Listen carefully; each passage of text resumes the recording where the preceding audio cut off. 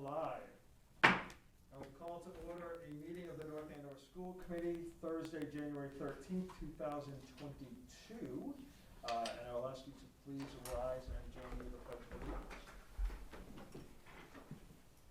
I pledge allegiance to the flag of the United States of America and to the republic for which it stands, one nation, under God, indivisible, with liberty and justice for all. I will just remind members to please silence any electronic devices if you have them. There were no requests for phone calls. Is that still correct, Mrs. Picard? Okay, perfect. Is there any live public comment? Not yet. Not yet? Okay, well, this is kind of your shot. Oh boy. See? He who hesitates. You guys do this to me. You make me do this. My only question is... Who are you? Oh, Stan Limpert, 43 Stonecleve Road. Thank you, ma'am. I'll be interested to hear what you have to say about our construction project. You know, so far I've heard very little around town about interest in that other than, you know, us talking among ourselves. So I'll be interested to hear what you have to say about that and whether or not we can generate enough interest to make that thing really, you know, get to the finish line at town meeting. So I hope we're able to do that. That's my only comment about the agenda item. So. Thank you. All right. No recognition tonight, so we will move into consent agenda. Sorry, my pages are up here. So we start first with a meeting of December 13th, which was the tri-board meeting with the Select Board and FinCom. I move that we accept the minutes as printed in the packet for both December 13th and December 16th. Second. You want to do them both together? Okay. So we have a motion by Ms. Picard, a second by Ms. Mabley. Any discussion on either minutes? Okay, hearing none, seeing none, I'll ask for a roll call vote. Ms. Picard? Yes. Ms. Vizzi? Yes. Ms. Petrowski? Yes. Ms. Mabley? Yes. And the chair votes yes. We are 5-0 for both of them. And just perfect. Okay, great. We're going to move on. I thought I saw Ethan. Yep. Yes. Okay, there he is. We'll move on to the student report. I know, Ethan, you are flying solo today. All right. Yes, I am. All right, so to start off with our report for tonight, College Bound Junior Night for the class of 2023 was held this past Tuesday. Thank you to our staff for making this possible. In addition, the National Honor Society has an induction ceremony coming up on the 20th, next week. NACAM will be reporting it live for anyone who can't make it. Currently, all attendees are asked to please wear masks, but things will change in terms of how many family and friends are allowed. Currently, all family and friends are allowed, but of course that is subject to change because of COVID. But we are very excited and congratulations for all of our future inductees.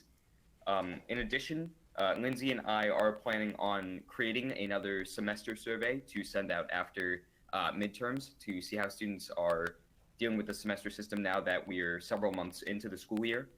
We will also be working with the Student Council e-board closely to get more feedback on how we can improve this survey. In general, students do seem a bit concerned about the uprise of COVID cases and variants, but we hope despite this, students are keeping safe and trying their best to stop the spread. Student Council will soon send out a survey to the school in order to ascertain how, in order to gather more information on what students' main concerns and suggestions are in terms of COVID. Many students have finished up some college applications and all students are preparing for midterms. Hopefully this long weekend means a bit of relaxation before we enter the final stretch of semester 1. And also, Mr. Jackson has released the midterm schedule for semester one's final week in his principal's update number 16. This was sent out on January 9th to all high school students in their North Andover Public Schools emails. For January 25th, it will be a day 4 with exams for periods 2 and 5. On the 27th, which is a day 5, there will be exams for periods 1, 3, and 6. And on the 28th, a Friday and a day 6, there will be exams for periods 4 and 7. From the schedule, it seems that none of the periods will be lengthened for these exams, but all periods are accounted for and scheduled out in that final week. In addition, Interact Club will be selling snacks at the Warren Miller movie screening at the Stevens Center at the Common on the 22nd. The times for the showing on this date are 4 to 6 p.m. and 7 to 9 p.m., but it may be postponed depending on weather and what happens with COVID. As for the robotics team, there is another competition on the 28th and 29th of this month. People are looking for volunteers for this event. Please, if anyone in the community is interested in helping out with this big event, email Mrs. Hurst if you're interested. Also, the Black Student Union and the Muslim Student Association will be collaborating together and forming a movie screening of Blood Brothers, which is a film about the fatal friendship between MLK and Muhammad Ali. This is a great opportunity for discussion, and it's open to all students to attend. If you have any questions regarding this, please look for either a BSU or MSA poster, which will be posted in the halls of North Andover High School, so you can contact the club leaders with any questions.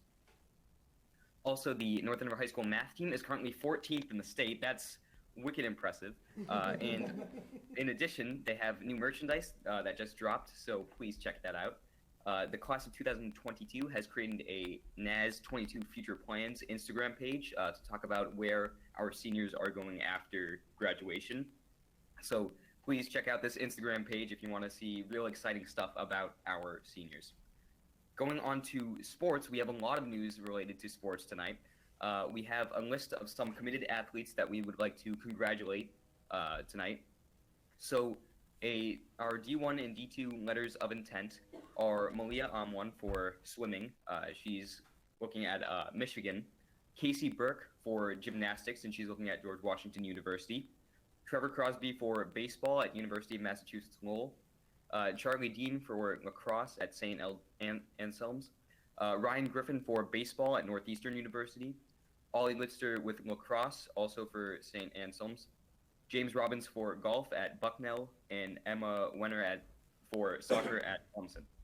So congratulations to all of our student athletes who have committed, and congratulations for all of their hard work over the past few years. We'd also like to congratulate our athletes that have been recognized in the form of Scholastic Awards for the Boston Globe and Boston Herald. We'd like to congratulate Nadine Abdat from girls volleyball, Dia Ackerman Balala from girls swim and dive team, also Malia Amwan from girls swim and dive, Johnny Bono from boys soccer, Ryan Connolly from boys cross country team, James Robbins from golf, Alexander Shea from girls swim and dive team, Ella Slayton from girls soccer team, and Hannah Weiserick from the girls swim and dive team. So again, congratulations to all of these athletes who have worked so hard to earn these awards, and we hope you continue on with your sports in the future. The final item we have for tonight is just the fall wins recap, what happened to all of our teams from the fall. So in terms of tournament performances, Unified Basketball participated in the MVC Jamboree.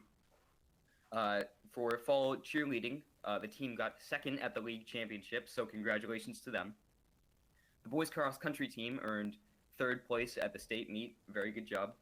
The girls cross country team participated in the MVC Open Champs and received 8th place at the state meet. The field hockey team qualified for the state tournament. The football team also qualified for the state tournament. The golf team qualified for the MVC Open Champs and earned 9th at their state meet. The boys soccer team qualified for their state tournament with a 1-1 record, and the girls soccer team did the same, also qualifying for the state tournament with a 1-1 record. The girls swim and dive team earned 5th at their state meet, and finally the volleyball team qualified for the state tournament with a 2-1 record.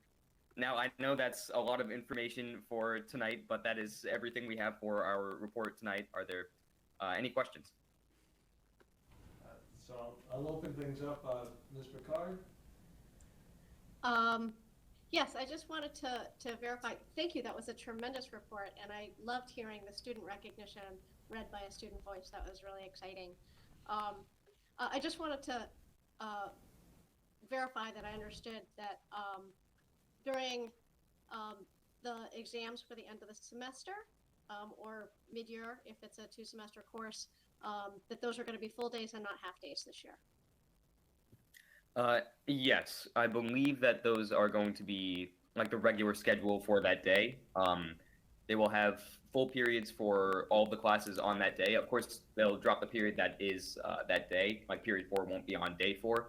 But the classes, I believe, will still be their same lengths, even the ones without finals.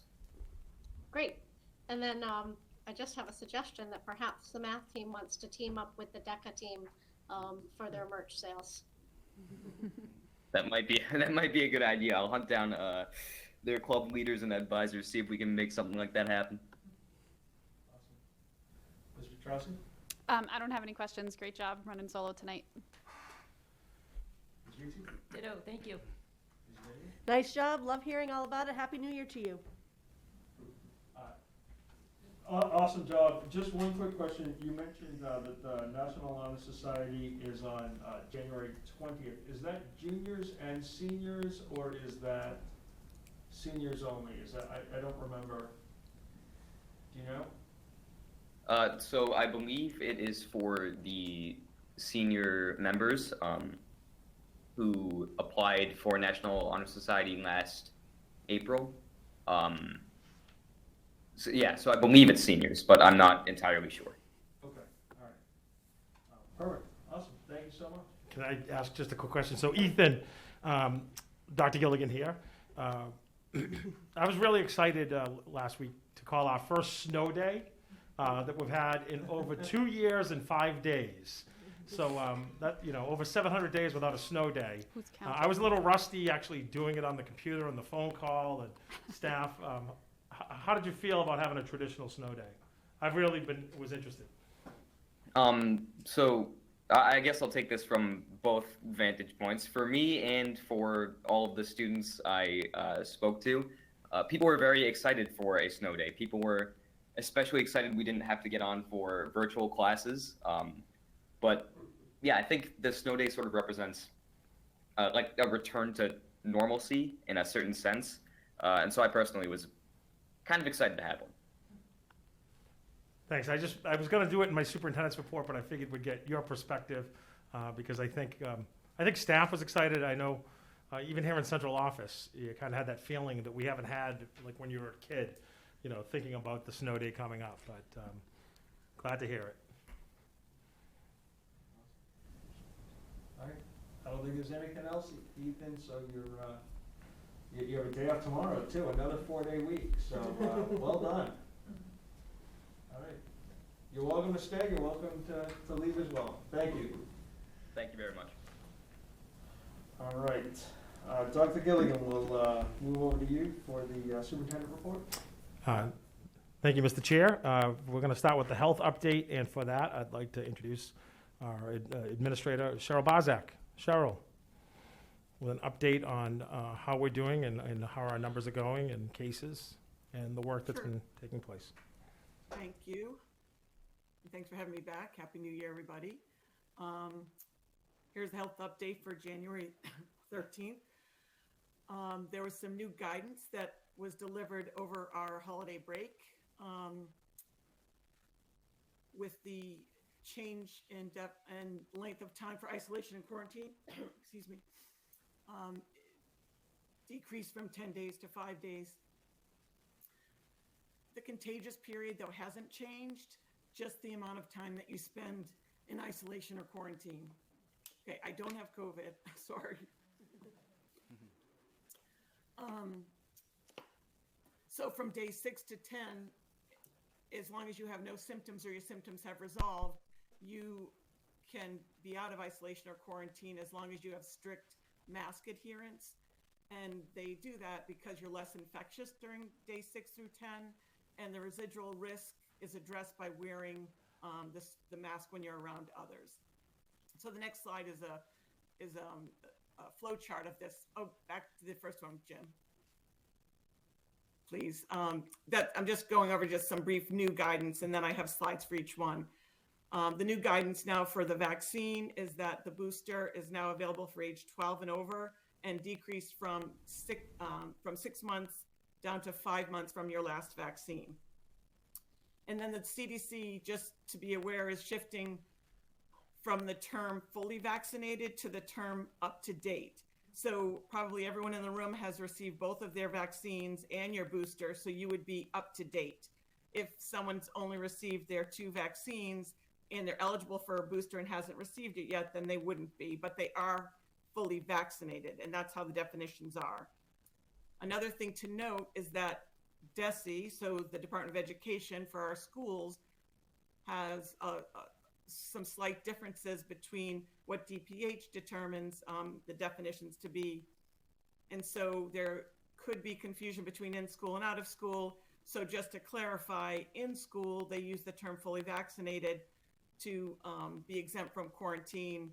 But if you are someone that's not in school and the public health determines that you're a positive COVID case, they would use up to date to determine if you would be able to be exempt from quarantine. And again, the other things are the same. In schools, you can be 3 to 6 feet, whereas out of school, it's a 6-foot distance for the quarantine guidelines. That's pretty much all there is. DESE does recognize that right now with the surge in cases, it's really difficult right now in schools to continue with what we're doing with the test and stay and symptomatic testing, and they are going to be making some changes, but currently there are no changes there. And I just want to point out, as you look at the next slides, the school nurse workload has just been outrageous. It's overwhelming. But I don't want to say that we haven't received great support from administration, from principals, really from everybody. It's just the volume that this surge has brought on has just been really, really challenging, but the North Andover nurses have just been fabulous. So here's the isolation and quarantine flow chart. It's on the website. It helps, have a nice picture of how to determine where you are in the process. And I don't need to go into details for that. Next slide. So when I was here meeting with you on December 16th, our total case count was 54, and Dr. Chan and I were talking about how, scary that was and how high 54 was, and we talked about masks and how important it was for us to keep all of our mitigation strategies with a case count of 54. And, today it's 197, and on the next slide, you'll see how we have trended since September 1st. It's really, it was right when we got back from vacation. The spike was, the highest number we had was on January 6th with 268 cases of, positive cases of COVID. So this is just an illustration of how fast and how high the numbers did become just in our school district. And if you would like to see the numbers, again, those last 2 weeks, here we were thinking 50 was high the week of December 23rd, and then the week we got back, we had 337 cases in 1 week. But last week did go down, so I'm hoping that it's a positive trend, because this last week we're at 292, and again today we're at 197. So hopefully we've hit the spike and are now on the downward trend of that. Here's the vaccination rates. High school's a little bit higher than it was last time, but our booster rate is really low, 229 students in the high school and 36 at the middle school. And we're continuing to try to set up vaccine clinics so we can get that vaccine rate up higher, as well as in all the elementary schools.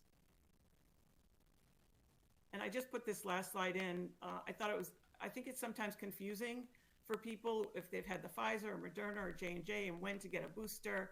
So this was a nice slide that DPH provided to us, and it should be on the website probably tomorrow, but I thought it would be good to share with everybody this last slide. That's it. I'd like to say Cheryl's done a tremendous job, and we're in constant communication about keeping track of the numbers, but also, keeping school open and taking a look at, what are our percentages each day of students absent, and, how many teachers do we have out? Because that becomes our concern is, staffing, being able to run school. And so far, they've done an amazing job. I also want to commend Cheryl, Jim, Lorene, and Marcy. Over break, we were notified that DESE had kits coming in for teacher testing. So on Wednesday, they told us there were going to be kits for us to hand out over the weekend. On Thursday, they said there would be no kits. Then on New Year's Eve at 9 p.m., they got the kits, but they said we had to split them up. So these guys came in Saturday after Mike Bodenrader, the custodian from the middle school, went down to Franklin to pick them up and helped make the kits of 2 into kits of 1 with instructions. And then Sunday morning, we were able to hand them out to the teachers, and we had a great turnout, and it was really helpful. So, that first day back, that was probably Cheryl, where those numbers were really high. And, they've been trending down in terms of student absences, with the exception of the day it was very cold. There were a few more kids out. But really terrific. I also want to say that working with Cheryl and the town manager, we've been able to secure tests for the teaching staff for before February break, to be able to give them. So when we come back from February break, we'll be able to do that, and we won't have to count on the state for that. So awesome. We're going to have about 1,000 kits come in, and they're really hard to come by. And we do have a lot of employees that really were thankful because they couldn't get their hands on one of the rapid tests. So amazing work that way. One clarification, that you said teachers, it's actually all staff. All staff. Awesome. Do we have any questions for Cheryl? I just have one minor question. Are those numbers including staff or just students? That's staff and students. Thanks. I have a question. I'm not sure if it's for Cheryl or Dr. Gilligan.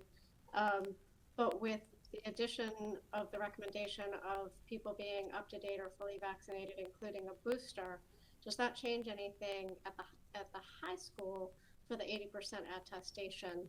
And will that impact any attestations for the school if we reach that 80% or whatever it is? No. So it's still just the 2 shots. It's there. DESE at this time has stayed with what they've had. And Okay, thank you. right, Cheryl? Yes, you're right. Any questions? I don't have any questions. I just wanted to say thank you for all the work that you're doing. It's amazing and outstanding and a little crazy. Do you ever stop and you look at those numbers and think we're in a weird sci-fi movie? What is happening? It's just insane. Absolutely insane. Yes, thank you so much, and your whole team. You guys are incredible. Super grateful to you. If I had any remote skills, I would help you out, but I do not. So, Cheryl, I just have one quick, somewhat clarifying question. So the numbers that you reported, I think it was somewhere around 200 current cases. Am I correct? 197, something like that. So Yes. We're kind of coming in to a 4-day weekend with a 5-day kind of quarantine and drop off. Anticipating that, there's not school, there's not, do we see these numbers are we projecting them to come down pretty significantly over the next little bit, or are they, where are we at the dropping point? Are they? So this variant is new. We could look at the UK where they are dropping slowly. South Africa dropped a little bit faster, but they're in summer. So I'm not sure where the United States, how fast this will drop. I don't have a crystal ball for that one. Over weekends, the first day back is usually really busy because parents call to report us about cases. Okay. And then we contact trace, or we ask questions to find out when they were positive. So the numbers are a little bit high usually the first day back, because we have to gather all that data, and sometimes they don't have the exact dates. Okay. Because we take home tests now. So a lot of these numbers are self-reporting, and we could be missing numbers. It could be even higher because these are the parents that let us know that they're positive, in addition to the numbers that the health department receives through Maven when someone goes to a pharmacy or to one of the drive-through clinics. Many of these numbers are home test reports. Okay, awesome. Thank you. So thank you, Cheryl, and again, thank you. I mean, everyone's working hard in the field of education today, but what the nurses do on a day in and day out basis is extraordinary.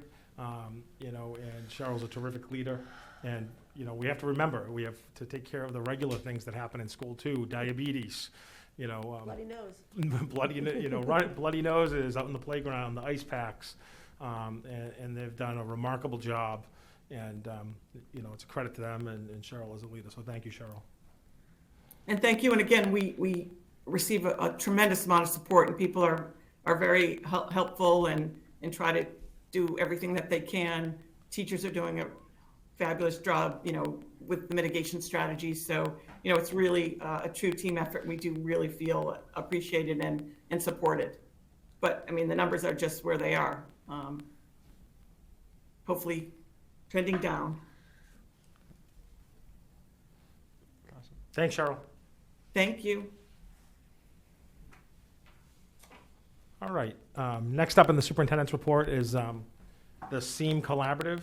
We are members of 2 collaboratives, and under the chair's report, we will have an update from Ms. Picard, who is the representative member to CREST, and I, as superintendent, am the representative member on the board for SEAM Collaborative. So this is informational only. I bring it to you each year, and it is a packet with a message from the executive director. They talk about the history of their programming and the programs that they've added. They talk about their financial practices as well as things around professional development. And there's a few appendices as well. So it really covers the entire year. And I just wanted to ask Marcy just to talk a little bit about what SEAM does for us with some of their programming as our special ed director here, Ms. Bacuzzi. Helen, I can do a 2-for-1 if you want, because I know you're going to talk about CREST, and they. Yes, please. They offer similar resources, not only to, me personally as a director and directors in the area, but also services to the district. I think just looking at our numbers, they're pretty even at both of our collaboratives. We have 4 or 5 students in placement at both, and 1 each at the assessment centers. And those are students currently from kindergarten through 12th grade, so through high school. So pretty well represented at each of the programs, so, 1 or 2 students in each area. We've had and are working on, we've had a couple of students return to the high school from CREST, and working on transitioning students back from SEAM as we speak. So overall, we have fantastic relations. Both Bill Bryant from CREST and Kathy Lawson from SEAM are invaluable resources to, again, me personally and the district. So I continue to have a really collaborative relationship with them, and hope to continue that. Great. So informational only, there's no vote or anything to be taken, it's just an update. And if you have any questions when you look through it, please feel free to ask myself or Marcy. Just quickly, I know we're going to talk about CREST, but any questions on SEAM? Those reports are really informative. They're well done. Yeah. They also, just I know we do have a student, they have a deaf and hard of hearing program at an elementary school in North Reading, and we have a student, and one of the guidance counselors is helping me work out an internship for her at one of the schools as well. So again, they provide just so many different resources on so many different levels. I think one of the things I liked hearing most from that, and it's really not in the report, is just a student kind of coming back into, North Andover. I mean, I think every parent kind of wants to see their kid, get the best services that they can, but if they're able to kind of be back locally, not that CREST or SEAM are that far away, but I think that's fantastic. Yeah, and they work really diligently with us to create scenarios that mirror our programming, so we continue to be able to have those conversations and do that. Awesome. And it's nice to be able to collaborate. Crest is more local here in the Merrimack Valley, and SEAM is made up of Linfield, Melrose, North Reading, Saugus, Stoneham, Wakefield, Wilmington, Winchester, and Woburn. So it's also another network in terms of the connections we make as leaders, including Lorene attends, some of their curriculum work on a regular basis as well. So. And that is it. That's it for Dr. Gilligan? That's it for now. That's it for now. I think we really covered everything, and I do appreciate, Cheryl is here almost every meeting, so I'm appreciative of that. So Okay. that is it. And I know that Helen is going to cover the Crest report as well, but in addition to kind of both of these reports being linked to the agenda here, are they linked like maybe under, special education or services separately so that it's easy for somebody to find? We could do that. Okay. I just think, if it's kind of hidden in our agenda, it'll be tougher. So, okay. Our first item on the chair's report, I'm going to kick it over to Ms. Picard there. Thank you. So yeah, we have both our financial audit and our annual report from Crest there, and I gave you the information about the audit before, but now it's connected. And the reason that we bring these things to you is that the state requires the collaboratives to do an annual report, and the collaboratives really do use it as almost like a PR tool, like an informational tool, like Dr. McDevitt. He just got a promotion, an honorary degree from me. So Mr. McDevitt suggested, it's really helpful, and I've had parents from the district call and say, tell me what you know about Crest Collaborative, and I've been able to refer them to this report and say, like, this is a description of the services that they have. So it has been helpful in that way. These collaboratives also offer professional development, and they offer consulting in district. So there's other things we use besides placing students out of district. I think that's important for you guys to know. And the law does require that we present this to you. So you're doing your part by receiving it in an open meeting. And I think it's important for you guys to know, and I think one of the great things about having two collaboratives that we're working with, we get a discount for being a member of a collaborative. If we have students that are placed there, we spend less money. We can place kids with collaboratives all over the state, but it's, it's tiered cost. So where we're a member, it's the lower cost. Where we're not a member, it's a higher cost. And the staffing at collaboratives is not like public school staffing. Like, we hire teachers and they're there for the whole year. With the collaboratives, the staffing is 100% service dependent. So if there's a student who needs services, they hire the staff member to do that. And so there are times when you might be on a waiting list for one of the collaboratives, waiting for them to be able to staff the program. So having two allows our students to get in faster to the most appropriate setting for them. So that's really all I have to say. I'd be happy to answer questions if you have them. The collaboratives provide summer programming as well as during the school year programming. So it's really, it's tremendous. And we as a school committee are ultimately responsible for the financial well-being of the collaboratives. So it really is important for us to know that the collaboratives have strong finances, because if they were to collapse for some reason, all the member districts would have that responsibility. So I know both of these organizations are very strong financially. All right. We'll just see if there's any quick questions, Ms. Picard. So, Ms. Petrowski? I don't have any questions, thank you. Ms. Vici? No, thank you, Helen. Ms. Thank Maitland? you. Nope.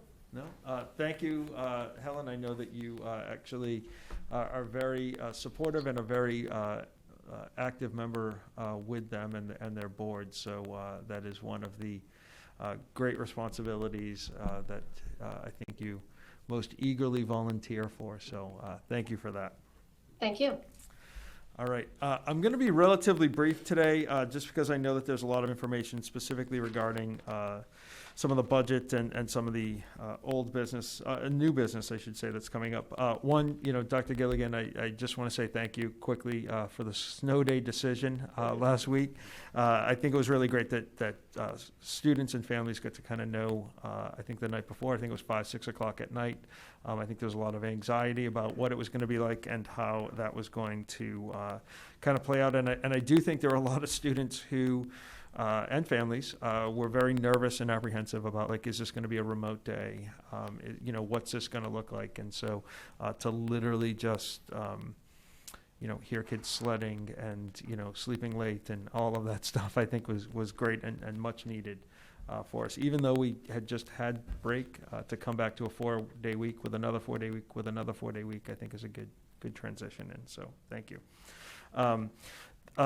One of the next items, just before break, I think all of us attended, we had Civics Day at the middle school with Mr. McGreevy and his class, and it's just a fantastic program. I think we piloted the program maybe 3 years ago, as it was just kind of coming out from Harvard in terms of civics. And one of the great things that they do is they bring community leaders in to answer questions for the students and really get a chance to kind of interact. And being with the students is really kind of one of my most favorite parts of the day. And I really commend the students and Mr. McGreevy on the great questions and the format of the program that was there. And I think most of us have attended in the past or were in practice this year as well. So we do have a lot of business later on, so I think we're going to kind of move forward. But the budget is paramount for us as we kind of hit this January timeframe. And then the other piece that is here as well is it's kind of next on the agenda, but the school capacity and the facilities master plan that's here as well. So next meeting, just so people are aware, it will be our public forum. So our meeting within a meeting, if you will, a play within a play. We will have the town manager here. We will speak specifically about the facilities master plan. We've been working with her on what that plan is that was presented. I can't remember the date now. I think it was the 13th of December, where that was kind of unveiled with the tri-boards. For that was really the first time we saw it. I think the other boards as well. I think there's been some updates and some additional information that's there, but that I think will be a very informative meeting, as I think one of our public comments kind of mentioned earlier, and really be the beginning of what the plan looks like and how we're starting to move forward with that. So with that, I will somewhat quickly, I might have just stolen your thunder there, Dr. Mealy, but You actually didn't. Perfect. No, Mr. Limpett teed it up pretty well. We anticipate getting together as a working group in the next 2 weeks to review the final report that Mount Vernon Group put together. They took our final report and combined it with the town projects as well to do an overall final report. We're going to review it and distribute it, make it available to the public. And then the other thing that we'll be doing is hiring a consultant to come on board to help us promote it, advocate for it, educate the public even more in different ways in the forums that we did as we work towards town meeting. Okay, awesome. So more information coming as well. Yep. All right, let's move on to old business, the second reading and the vote of the personnel handbooks. And can I assume that is why Mr. Landry is here? That's a great Yes, assumption. it is. All right. And Suzanne And Egan is Suzanne, here as sorry, well. I didn't see She's, that. I think, going to take the lead. Oh, there she is, okay. Yes, hi, how are you? So at the last meeting of the committee, we discussed the updates to the personnel handbook, and I think the only request that we actually had was to change the particular things in the Family Leave Act and the Parental Leave Act from son and daughter to child. So we have made those changes. And other than that, there were no additional requests for any changes. So if you have any questions, I'm happy to answer them. So I'll ask the committee if there are any questions. We'll start virtually there. Ms. Picard? I would just comment that the version that's attached to the agenda does not have the red line, or the red words. So as I read through it, everything seemed good to me, but I'm not totally certain what section I was supposed to be paying attention to. Thank you. Okay. I think we were trying to do that to make it less confusing to read. I get that. Yeah. All right. Ms. Petrowski? I don't have any questions. Thank you. Ms. Vitsky? No questions? Ms. Mably? No questions. And I do not have any at this time, so I would entertain a motion to approve. So, Chair McDevitt, I would make a motion to approve the personnel handbook updates as presented in the packet. Second. Okay, any additional discussion? Okay, hearing none, seeing none, we'll start virtually. Ms. Picard? Yes. Ms. Petrowski? Yes. Ms. Vitsky? Yes. Ms. Mably? Yes. The chair votes yes, so we are good. Mr. Lander, you have a personnel handbook now, or an All right, updated thank- personnel handbook, I Thank should you say. for approving those updates. We'll get that out to the employees and get them to acknowledge it over time. Thank you very much. Awesome, Thank you. great, thank you. Mike, we're gonna move into new business, and because Suzanne is here, I think specifically, you are staying for the face policy. I'm wondering if we should take that out of order for you. Sure, that would be Thank you. kind. I would appreciate that. If that's okay. Perfect. Sorry, I'm just catching up here on the pages. Okay, perfect, thank you. So we had continued discussion regarding mask and the facing policy. I'm gonna ask Ms. Mably, any summary that you want to give in terms of changes? I know I saw some emails go back and forth with you Yes. and Attorney Egan on this. Yeah, so basically what we did was we took, we had quite a bit of a discussion as a committee here at the last meeting, and we took the recommendations for changes and implemented those here. Dr. Mealy has a version that does not have the red line, so people can actually read it, but you also in your packet have all the lining. I personally find that extremely difficult to keep track of, so we did make all the implementations that we had all discussed last time. And if it would help, I can call them out specifically. Sure, that'd be great.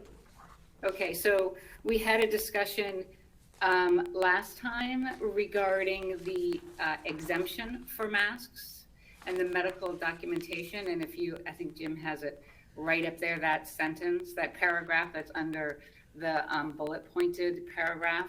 And what we added was that the form submitted has to be in a form and substantively acceptable to the school physician and the director of health services before an exemption is requested.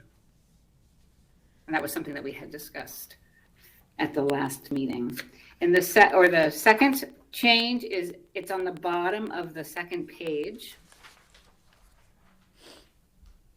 And this is also regarding when a student is in violation of the policy. We had some discussion about that, as whether it reads now that the building principal will consult with the parent and guardians and the director of health services and school physician, if necessary, to determine if an exemption is appropriate. So we did add that language also. That's just sort of, we had that discussion about discussing it with the subject matter experts at the time before those type of decisions were made. And also not leaving it on the backs of the teachers to have to do all that, the conversation would be held by the principals. Yep.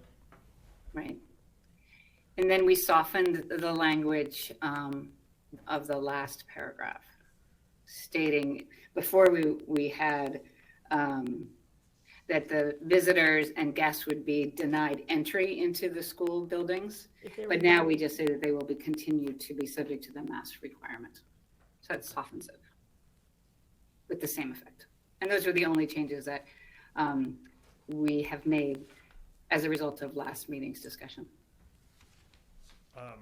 So I know other people will probably have questions, but I'm going to kind of just go first. In the very first paragraph here, it says basically on or about October 28th, and then it talks about the mask requirement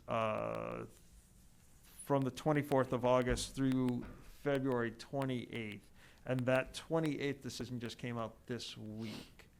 I think it was this week, or Yeah.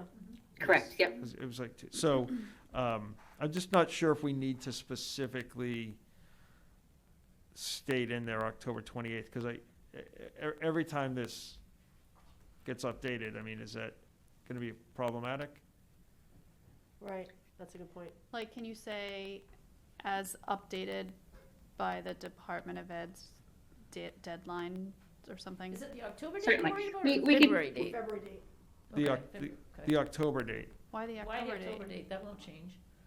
on or about, well, they extended it, they didn't extend it on the in October. They extended it in Right. January, I see what you're Oh. saying. Okay. right. So if we could just take that whole section out and just say, That's it. Right, just delete the sentence. Yeah. I don't know why we even need it there, Right. do we? Yeah, it's just explanatory. Yeah, Right. and I would agree that it A- makes a- the thing outdated or, And then I feel like we're gonna have to come back to the policy After yes, February. which on- we're trying to on avoid. March 1st, right, which is not our intention. Right. Well, that's what I was saying. Could we add in there something that states as updated from the Department of Ed? I don't really think we need it. I think Helen's right. This is just background information Right. explaining why we have the policy. Yeah. I think you So can the almost date get- doesn't matter, like, for the end date even? I don't think it does. Okay. Suzanne? No, I don't think it does. Okay. Okay. So we would conceivably be getting rid of that sentence, I guess it's the third line down, on or about, ending with the February 28th. Is Yeah, that correct? Oh, I see Dr. what Mealy you- has it highlighted up, you probably can't see it, but. Oh, sorry, there we go, Yeah. okay. Yes, perfect. Okay, all right, sorry, okay. Other questions? So we would take that out, we're saying we'd like to take that out. I would propose that that be taken out, that might be an amendment. Yeah. Mhm. Okay. Ms. Picard? Yep, my question is at the very end of the document. With the softened language, it says that they would be subject to the mask requirement.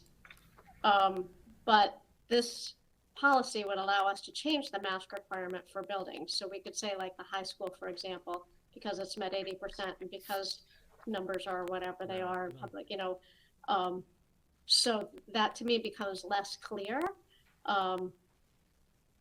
It would make more sense to me if it said, will continue to be required to wear masks. Because the mask requirement doesn't tell me what they are required to do. That's a good point. That's less confusing. Still soft.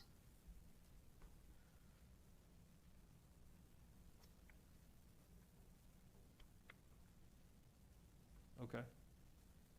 So visitors, guests, and invitees to school buildings, regardless of vaccination status, will continue to, Continue to To be wear. required to wear a Mask will be mask. required for yeah, I would visitors, say that's guests. it's a sloppy sentence, yeah. Yeah, Yeah. just start it with masks will be required. Will be required to wear masks. Mhm.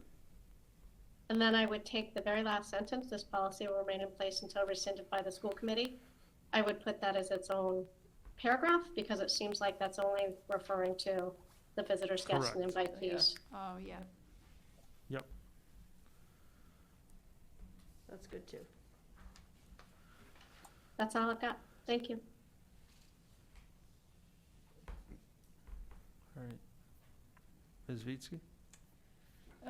So at the risk of belaboring this, I don't know, I haven't read through like every line by line just now, but in light of what Cheryl said about the language change with fully vaccinated, meaning two shots, do we That's need? the first I've heard of that was just tonight. I know, that's what I'm saying. So is there anything in here that needs to be changed to reflect that?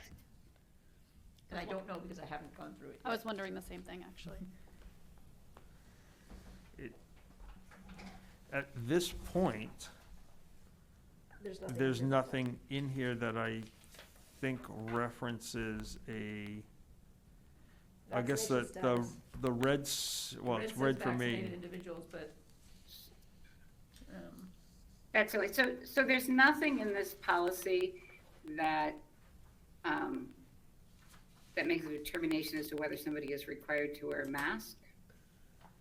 Is that true? Actually, let me just think Yeah. about that for a second. Maybe that's not true. To answer the question, it's,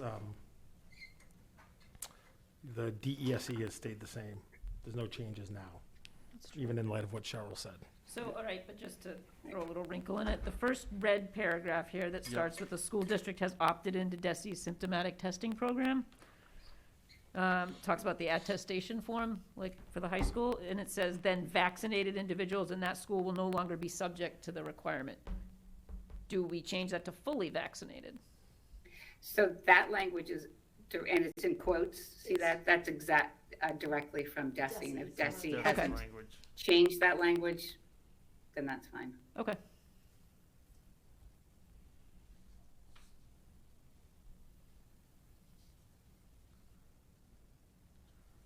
Other, That's all I had. No, I just Okay. was raising that in case it was an issue. that's all you got? Yep. All right, okay. Ms. Petrowski, No, I was kind of wondering the same thing, so. Ms. Mably? Nope. All right. I think If we are gonna, I'm sorry, if we are gonna have that in quotes, we need to cite the source so that in case DESE does make that change and say fully vaccinated or up-to-date vaccinated, then we at least know where that came from. If it's quoted citing the source, yeah? Mhm. Thank you. I'll do that. I'll add a footnote. All right. So what do we want to do? We've got a couple of modifications. There's no requirement that we vote on it today or next time. And voting on this policy doesn't mean we're voting to enact anything. It's saying that when we're ready, we would enact something. That we would have something We would have that to, could be in compliance step, if there was right. a mask modification. right. Mhm. So I don't know if there's a motion. Bless you. That was not a There's a motion. bless you. Be careful, if you were at an auction, you'd be buying it. Mr. McDevitt, I would love for the next time this to be on the agenda to have it say first or second read so that the public's on notice that we are voting and not just discussing. Okay. Well, continues to be new business, so it's not necessarily up for a vote. It's more kind of, I don't want to say conversational, but discussion. Right. Okay. So I'm not seeing any, I was gonna say, in light of what Ms. Picard just said, that I would like to just say that I would like to see the next time we put this on the agenda that we vote on the policy. okay. And stating that in advance is a good point by Ms. Picard. All right. So then it be listed as second read because we've read it a lot of times. Yes. Or 17th Or- read, yeah. whatever you'd like, yeah. Because they nine. But certainly not first read, right? Yes. Correct. yes. That's why I think it could move to old business, is that correct? Sorry, Yes. Yes. So that would be great. Okay, so we will move this now to old business at the next meeting on the 27th. That would be great. Okay. And just to be clear, Ms. Egan, this is just voting on the face covering policy. That's correct. It's not enacting a change in Right. the face covering. And I also want to point out, just for the record, that we haven't received any confirmation back from DESE yet on the attestation that we sent in prior to winter recess. I suspect that them trying to secure the test kits over break probably took up a lot of their time, so we have not received confirmation on that back, so. Okay. Do we know if other communities have received attestation back? Like, and we're just lost in the shuffle, or? Prior to the winter break, there were communities where it was a quick turnaround. And DESE did let us know that with the break coming up, I think we submitted it December 14th or 15th. I'd have to check with Michelle, that we probably wouldn't hear until the last week of December or the beginning of January. But at the same time, as I had mentioned earlier, that they had no plans, I think, to get those kits for the rapid antigen tests. So I think that took quite a bit of their time. So Okay. Michelle and I will check in tomorrow with DESE and see where we are at with that. Awesome. All right. All right, then I would say we are going to go to 10A, which is the topic of the night. Dr. Gilligan. Very exciting topic of the night, because I've been here I think 24 years in a variety of roles, and this is really exciting. So I'm really excited to present the FY23 Superintendent's recommended budget tonight. This budget reflects not only the benefits of our collaborative and responsible approach to budgeting, but it reflects the benefits of the collaboration Melissa Rodriguez, our town manager, and I have developed, and the commitment we both share to meeting the needs of our students now and into the future. These needs include recovery services as we continue to address interrupted learning as a result of the pandemic, support services for all students, including our highest need students, and facility improvements that will allow us to address our aging facilities, provide spaces more conducive to learning, and accommodate future enrollment growth in schools. As always, and Dr. Mealy, if you go to the next slide, this budget's consistent with the school committee's directives as well as the goals outlined in the strategic plan. The goals outlined in the strategic plan is to provide equity for all students, to ensure all students are provided equal access to an excellent education that encourages them to improve their capacity to think critically, communicate effectively, understand and manage emotions, and engage in academic risks. Consistent and rigorous curriculum, to provide a consistent and rigorous curriculum that encourages all students to learn to the depth and distance of their abilities and leave our schools with the skills and knowledge necessary to succeed in college, career, and life. And targeted professional practice, to hire and develop excellent educators who utilize data, professional development, and collaboration to continually adapt their practice to best meet the needs of all of our students in North Andover. In developing this budget, we worked collaboratively with the central office team and the district leadership team to identify the needs to address the goals in the strategic plan, but also we looked really hard at the school committee budget directives, which were to retain and add necessary teaching positions to support the core teaching and learning mission, creative programming and special education here in our schools, maintain class size guidelines with no class at the elementary level over 25 students, and that is a change. We've had guidelines around class size for a long time, and that number's always been 28, and this committee said, no, we want it 25, and that's where we're at.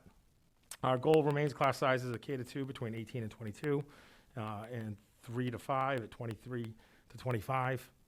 In secondary classes, we want to get those low to meet the programming needs of all students there. The directives also align the FY23 budget with the strategic objectives outlined in the strategic plan. Strategic plan has identified early indicators of success, talks about the resources needed, and timelines of who, what, when, and where. We did have to make some adjustments in our plan with COVID interrupting just on some dates, but it's really a terrific document. If you haven't spent some time, please do so and look at it. Continue to provide our faculty with up-to-date instructional resources and professional development, and recommend and budget for programs and initiatives to improve the progress of our high-needs learners, and particularly all of our students who've been impacted by the pandemic, but specifically special education services, parent and learning community engagement, exploration of summer and other programming for students at academic risks. So between the strategic plan and the budget directives from the school committee, we had quite the charge to move forward with a really exciting budget. Next slide, Jim. Dr. Mealy. Thanks. So what we're trying to do with this slide is provide a higher level visualization of our long-term plan. So if you look at it each year, FY21 was when we had begun our long-term plan, and then we kind of had to hit the brakes. I don't know, Dr. Gilligan mentioned it, but if you didn't know, we had a pandemic hit. And so for FY22, we had to kind of hit the brakes and assess what the impact of that pandemic was going to have, especially on our town revenues. It's turned out that we have survived fairly well financially, so it was responsible of us, and that's why we use the word there, to do so. And at the same time, though, we did use some unfilled positions in the budget to fill the high school positions that were required to meet the changing high school schedule. So we were able to do that, and the town provided us with the recovery services funds for positions that helped us with interrupted learning, and as well as the Essa money that we've been getting. So that was FY22. FY23, this budget is continuing, and this came up a lot last year where you guys asked us quite a bit, well, what if we need to continue with recovery services? And we absolutely do. It's obvious now. And so FY23 is more recovery. There's an increase you'll see in the operating budget to help with that because the town recovery services funds are going away, but they're made up by the operating budget increase and the ESSER funds that we will still have remaining. So that's FY23. FY24 is where we're hopeful that we'll be able then to transition from recovery services into the long-term plan. And the funding that comes into the operating budget this year and again next year make up for the recovery services funds that the town had given us and the ESSER money, and we are on our way in a long-term plan specific to the support positions because we don't have space for the teaching and specialist positions yet. That comes FY25. We're hopeful that we'll see the first school projects come online. And going forward from there, you can see the different years. If a school project is coming online, then the operating budget has to be increased to provide the positions to fill the increased space capacity.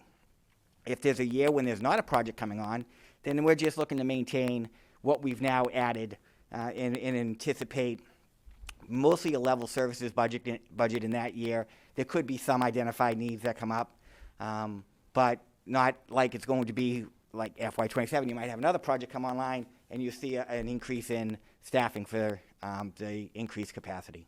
So kind of just a visualization of the long-term plan. Dr. Mealy, the next slide. As Dr. Mealy mentioned, currently in this 21-22 school year, we had a level services increase last year of 2.5%.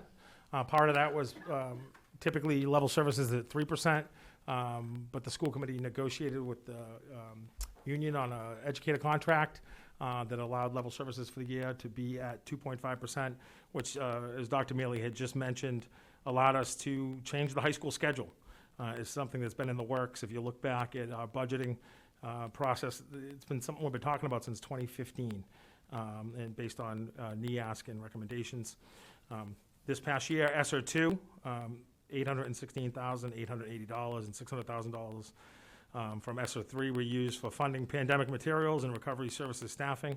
And as Dr. Mealy had just mentioned in the previous slide, the town funding for recovery services for the staffing of just a little bit over $2 million brought in those positions.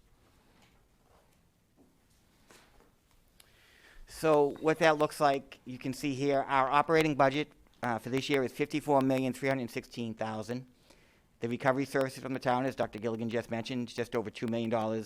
And when he talked about the numbers for ESSER 2 and ESSER 3, the ESSER 2 number is what's left for ESSER 2, and then the ESSER 3 is what, of a total of $2.98 million, what we anticipate needing. I had said this a couple of meetings ago, what we anticipate needing from ESSER 3 for this year. It's the $600,000, leaving just almost $2.4 million for the following year. For a total this year anticipated spending of $57.7 million.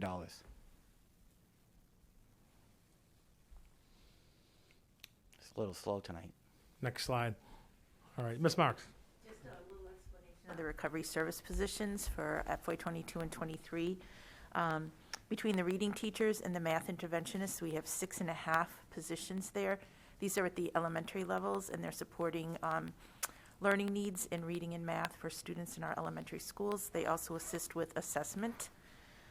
We have 2 parent liaisons that we have hired this year. Both are bilingual, and they are providing outreach and support to all of our families. They also translate and support other languages for families because even though Spanish is our predominant language, we have a number of other languages. They also attend meetings. They have provided support for families that were concerned about health support during COVID. One example was a student in one of our schools who was not coming to school. The guidance counselors reached out, the parent liaisons reached out to the family, actually met the family at the medical office, got services set up for that family. So there's a lot of outreach that's happening with these 2 women. They've been phenomenal. So we also have coaches. We added 2 elementary coaches, 1 math and 1 literacy coach. And we added coaches to the middle school this year, a literacy and a math coach. And they, again, help support assessment, data interpretation, run data meetings, curriculum support. They work with teachers on teaching strategies and professional development. We also added 2 teachers in our recovery services budget at the elementary level. One was a 2nd grade classroom at Franklin, and the other was a 4th grade classroom at Sargent. And we added 2 high school positions, which helped address class size with the new schedule needs. We added a psychologist to provide evaluation support for special education. We added social workers, 3 of them, and they are providing social emotional support, as well as outreach and connection to local social service agencies. So it's not just students coming into the office when they're having difficulty. There's a lot of outreach and coordination that goes along with that. The 3 social workers, we have 1 at an elementary school, 1 at the middle school, and 1 at the high school. We added 2 ETL positions, and that is to help chair the additional special education meetings that are occurring as a result of the pandemic. That's something that Marcy and I are collaborating on in terms of working with our staff to really look at, we both take it very seriously. I have been at meetings where I've said, diagnosing a student or labeling a student with a disability is serious business. And if the student is not truly disabled, then it has to do with how we need to instruct and what sort of services we need to provide. We need to pay attention to that. So this additional support in terms of appropriately and accurately running these meetings has been really important because there has been an increase in requests for initial evals. Lorraine? Yes. Can you please just say once what ETL stands for as an education team leader? Yes. Evaluation. Thank you. Evaluation team, yeah. Evaluation, thank you. We added an EL teacher, and we're looking to add 2 EL teachers next year. As you know, we've been working on our EL program a lot. We had tutors. We are moving toward teachers. We added a teacher last year, replacing a teacher who left at Atkinson, and we added a teacher at the high school this year. We're looking to increase that. We've also worked a lot in this area in terms of updating our resources, K through 12. Our resources were very outdated. Again, it's a resource. We've worked with the Department of Ed, and they are encouraging us to continue to collaborate with our content area teachers. So it's not that we're just using this tool, these books that we have, but really working on making sure our content area teachers are joining us in the efforts with our students. In addition to that, we're also looking to provide the SEI endorsement class again for teachers next year, so we can get more teachers involved in that. I could probably run 2 classes with the number of people who expressed interest, which is really positive. And I think that's it. You changed to you want to do this. I can do it. Oh, I've got it then. All right, Dr. Miller. Here we go, FY23, so next year, the 2022-23 school year. We're looking at an operating budget increase to continue with the recovery services positions of $1,190,000. Long-term positions include, among the recovery services positions, of $790,000 of it. The Essa 3 funding would make up the difference of all the positions we're bringing forward. For additional recovery services position, a little over $1 million. And we looked for a planned transition from recovery services positions to long-term planned positions using operating budget increase from the FY23 school year into the FY24 school year. So again, for those visual learners, this just shows that transition. I probably should have chosen something other than the white background lettering. But it illustrates the transition that we go from shared funding, the blue being operating budget, and that's $54,316,000, and just over $2 million of town recovery services funding, and $1.4 million total in ESSER 2 and ESSER 3 funding. Makes up the FY22 year. FY23, that orange, the town recovery services funding goes away. The ESSER is increased, but so is the operating budget, and that bottom number is 5.34% is the operating budget increase. for the year. And then FY24, we anticipate about $100,000 left in ESSER 3 money, and you can still use it in that year. But almost all of it is going to be coming from the operating budget for FY24. Right now, we are identifying a possible 6.93% increase in order to get to that number. But the thing to keep in mind, I will ask you not to hold me to that number, because we've got a lot of, and Pam can certainly attest to this, a lot going on in our schools that's not normal, but it's necessary to keep things going. That's extra hours for staff, whether it's teachers or TAs or noon attendants, a lot of overtime for our custodians. So we're not sure how much of that will continue into that year, but so it's probably somewhere in between, let's say 5.5% to 7%, lower than what I have there more than likely, but that will remain to be seen, and we'll have a clearer idea as we prepare that budget next year.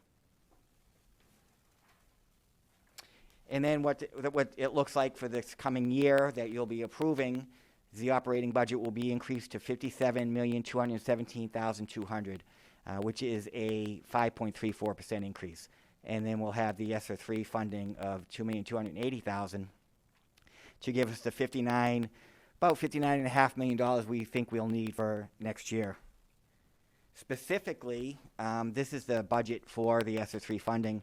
$600,000 we anticipate coming out this year, and then the recovery services positions we have in the FY23 budget includes $1,040,000 from the ESSER 3 funding, and then the other items that are covered under that include that all the extra staff and overtime I was just talking about, the benefits for positions, contracted services, materials and supplies, and professional development specific to interrupted learning and higher need students.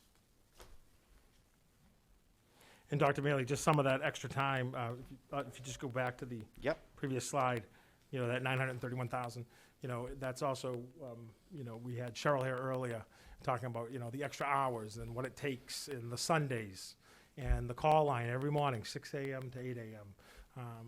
There are quite a lot of hours associated with it, and trying to find people to come on and provide additional support, because there are not a lot out there, but we're in the process now of looking to add a floating nurse, but we don't have a lot of candidates. This is the type of stuff that this money would be used for. Thanks, Dr. Mealy. Just want to mention on that extra staff that Dr. Gilligan was mentioning. Our principals are in classrooms substituting.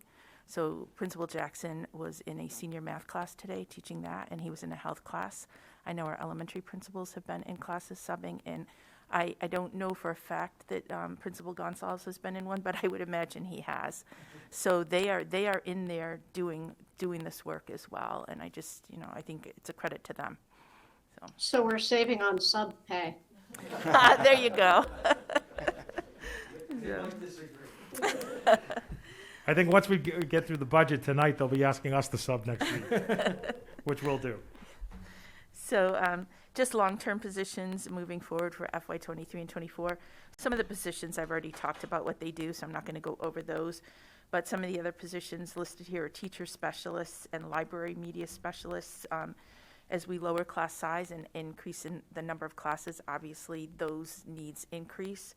So that's what's there. Custodians, as Dr. Mealy mentioned, you have your overtime, and then we're also working toward the recommended level of custodial support. I know I've been here for a number of years now, and I consistently hear that we don't have the level of custodial support that's recommended, so we're working toward that. And again, just a plug for them. They have worked really hard during this whole time, and like Dr. Gilligan mentioned, it was a custodian who drove down and got the test kits. Like they have been there for us, for all of us, so kudos to them. And then administrative support is recommended for schools, so we're talking about assistant principal positions for schools with an enrollment over 350 students. So great. And the next two slides, I won't go through all of them, but I think it makes it really clear about the positions that Lorraine talked about earlier in recovery services with the descriptions along with some of the long-term positions for the FY23 school year. I think it's really important that as we look at these, the ability to have 6.5 interventionists, 4.5 reading interventionists and 2 math interventionists at the elementary level is incredible, along with the math, 2 math coaches, literacy coach, K-8 director, math director, the parent liaisons, social worker, the library and media specialist is really, again, something we've been trying to put into our budget long-term. That's like one of the long-term positions that we're putting in. You know, the psychologists, the EL teachers, the evaluation team leaders, elementary teachers, specialists, high school teachers, special education teachers and custodians across the board. It's incredibly important that we are able to bring these recovery services positions forward from this current year to next year, and also add additional positions so that we can meet the needs of our students. Yep, so these 2 slides show where the funding will be coming from between the operating budget and the Essa grant funding for these positions for next year. This next slide, what we've tried to do, we've said it a couple times already, but we really want to emphasize how many of these positions that we have for recovery services are actually going to continue because they are part of the long-term plan already. So you can see that while the coaches, the psychologists, ETL, and the interventionists won't continue after recovery services, many of the others will. Reading teachers, social workers, the parent liaison, special education positions, custodians, teachers, the library media specialists, and the English learner teachers all are part of both recovery services and the long-term plan. And the only one that's really not the administrative support we're not using those for recovery services. Those will only be once the long-term plan is coming into place. So the superintendent's recommended FY23 budget, as you can see here, our FY22 budget was $54,316,000. Level services, this year is just slightly over 3, the typical 3, it's 3.15. So level services is $1,710,000, $710,587. The recovery services positions in the long-term plan positions are $1,190,000 for a 2.19% increase, which gives us a total increase of $2.9 million, 587, and that is an increase to the budget, the operating budget, of 5.34%. So that increase to the operating budget of 5.34% for a total budget of a little bit over $57 million. And I think it's really incredible because, you know, when I took a look back historically at some of the positions that we've had, you know, I was looking even back at, I think it was FY17, FY18, we were adding positions like reading teachers, 0.25, and some really years with not a lot of money for initiatives. So it is exciting that as we're looking at capital improvement plans and specifically the middle school, and everyone knows what those needs are, and the Kittredge. And also looking at the plans we have and marrying the two and how they all coincide and work together. So to be able to do this is critical now more than ever. Next page. So you'll see this in much more detail in the budget books that you have tonight and that the public will be able to access online. This is the summary sheet that we usually put in the presentation, just showing the different categories that we have, whether it be district-wide, elementary, high school, and so on. They're all pretty close in percentage increases. Those are the contractual obligations, some assumptions made about inflation. In transportation, where we had a couple of buses that were funded through recovery services that have to come into operating budget, and the contractual increase of the last year of that contract. So next year we'll have to go out to bid, which is never fun for transportation, but it will be the last year of that contract. So level services were a little bit higher than normal at 3.15%, not a lot more. And as Dr. Gilligan mentioned, the recovery long-term plan of $1.19 million for a total of 5.34%. And just specifically regarding the recovery long-term plan aspect of this, which we usually call new initiatives, you can see what it's funding. It's funding 2 custodians, a parent liaison, 3 teachers, an ETL, 1 coach, 2 high school teachers, an EL teacher, 2 social workers, a psychologist, 2 reading teachers, a library media specialist, and the K-8 math director, to total of $1.19 million. And then in the FY24 budget, we'll be looking for that operating budget increase to complete the transition so that we can continue to keep what we have for these important positions to our long-term plan positions. Funds long-term plan positions no longer covered by the Essa funding, and then FY25 and beyond, operating budget increases tied to school building projects. So, for example, when we do the middle school is critical, in terms of class size, and we do an addition there, we will need the funding to put in the teachers to staff those classrooms. All critical with FY25 and beyond. Yeah, I'm going to go back one just for a second, because they must have made some red for a reason. To head off the question of why do you have some in red and some in black. The ones in red are those that are recovery positions and will not be continuing, we hope, after FY23. And the ones in black, this is similar to that Venn diagram we showed. The black ones are the ones that continue as part of the long-term plan.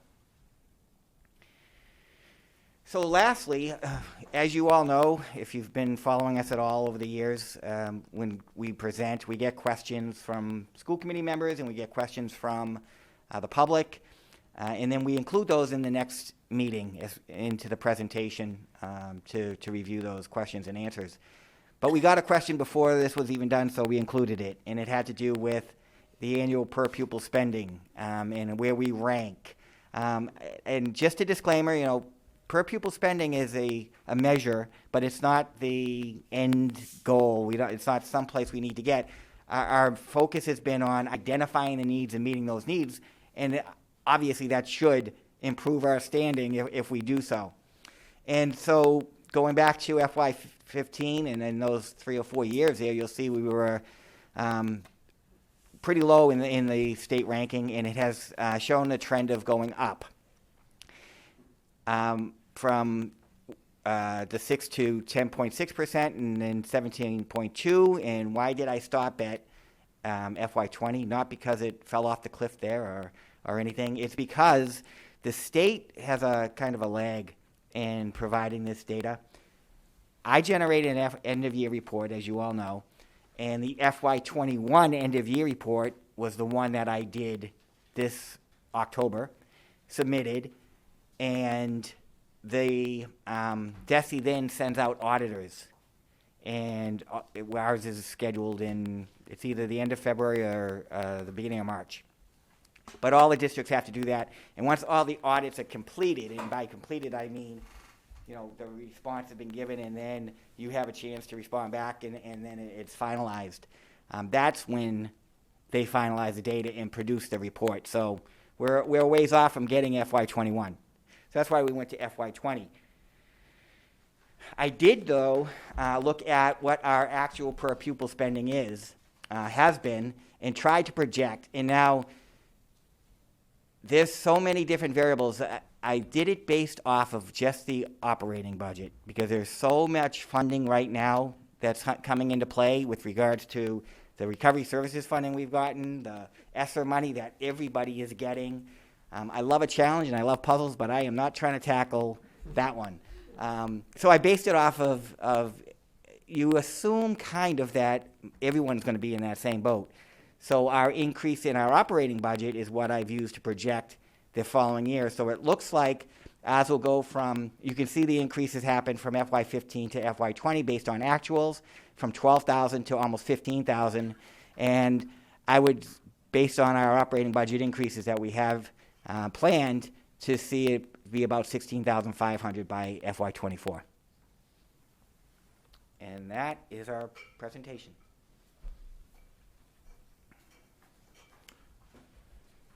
So we're looking forward to thoughtful discussions amongst us, the school committee, but also, all the other elected officials. The finance committee, we usually pay a visit to, continue working with the select board and all the constituents and the public. Now more than ever, it's critical that we continue to move the needle and provide the funding that is necessary to tackle the effects of the pandemic, but also what our kids need and deserve on a yearly basis. You only get a crack at this once. You only get second grade once or third grade once. And we think this is a responsible budget, a sustainable budget, and gives us the ability to use the funding available and then transition into higher funding and keep positions for the long term. So, thank you. Perfect. Okay, before we go to some questions from the committee, I just want to remind people who may be watching at home and are viewing public here, we will have a public hearing on January 27th, which is, again, that meeting within a meeting, an opportunity for residents of town to come ask questions, get clarification. Town manager will be here as well. I will invite the chair of the select board and FinCom as well to be here. Whether or not they come or not, I don't know right now. But that will be here. That is their opportunity, the public's opportunity to kind of ask questions. We have not had in the past couple of years, I think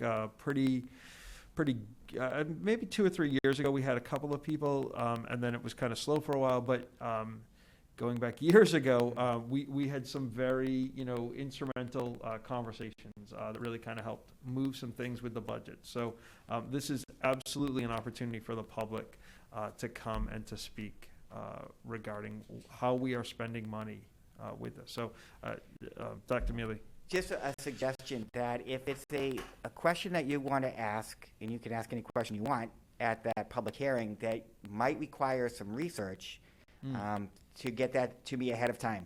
And then you can ask a question and I can have the answer available, instead of having to say, I'll get back to you on that one. Okay, great. Good point. Good point. And one of the things we've done in the past, just remind everyone, because it seems with COVID, everything's been so long, the years. If questions come up tonight or questions come up during this process, Dr. Mealy's done a really great job of getting that information, and we've posted it on the website, as well as we'll put it in the slides for the next time. Okay, perfect. All right. So we're going to start virtually again here, Ms. Picard. I don't know. I know. I saw you just pulse backwards. Questions, thoughts, clarification? I have a couple of notes.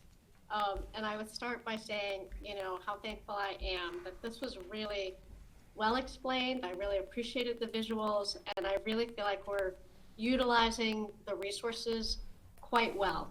Our ESSER funds have been well used. We didn't throw it around so that we're ready for the next thing that's coming, which is the next fiscal year, right? And we have the ESSER funds for that. And I'd love to see that we have not just this year planned, but the year after that.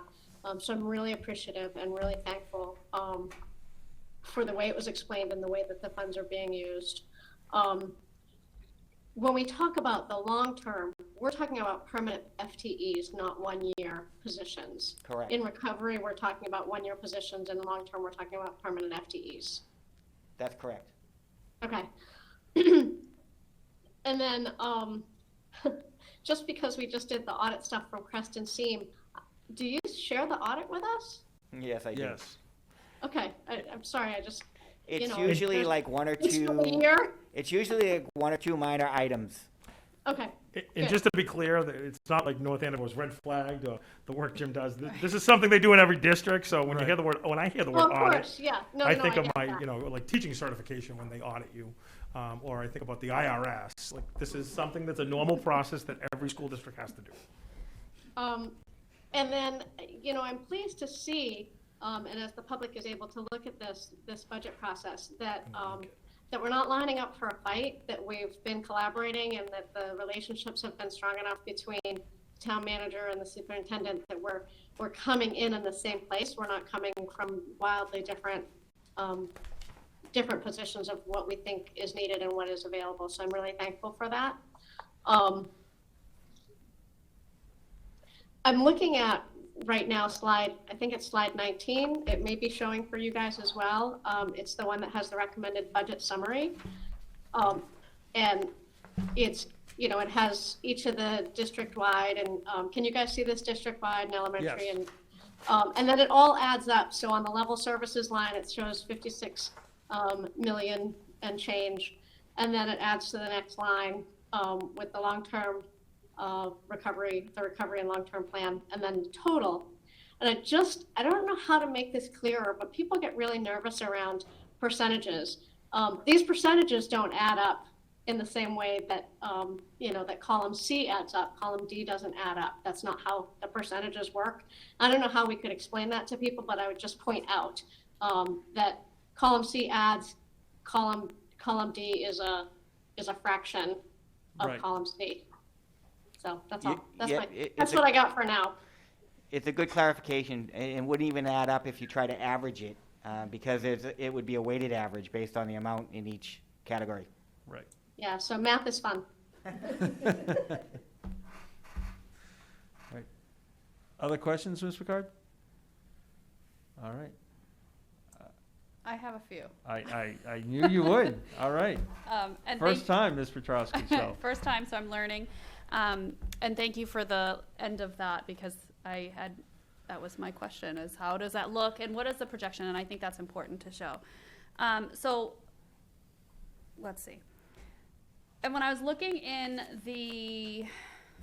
what is this part called? The budget sheets. And I was just kind of like glancing down, looking from FY22 to FY23. And I glanced down, and one thing that popped up to me was homeless students and a big jump in funding there.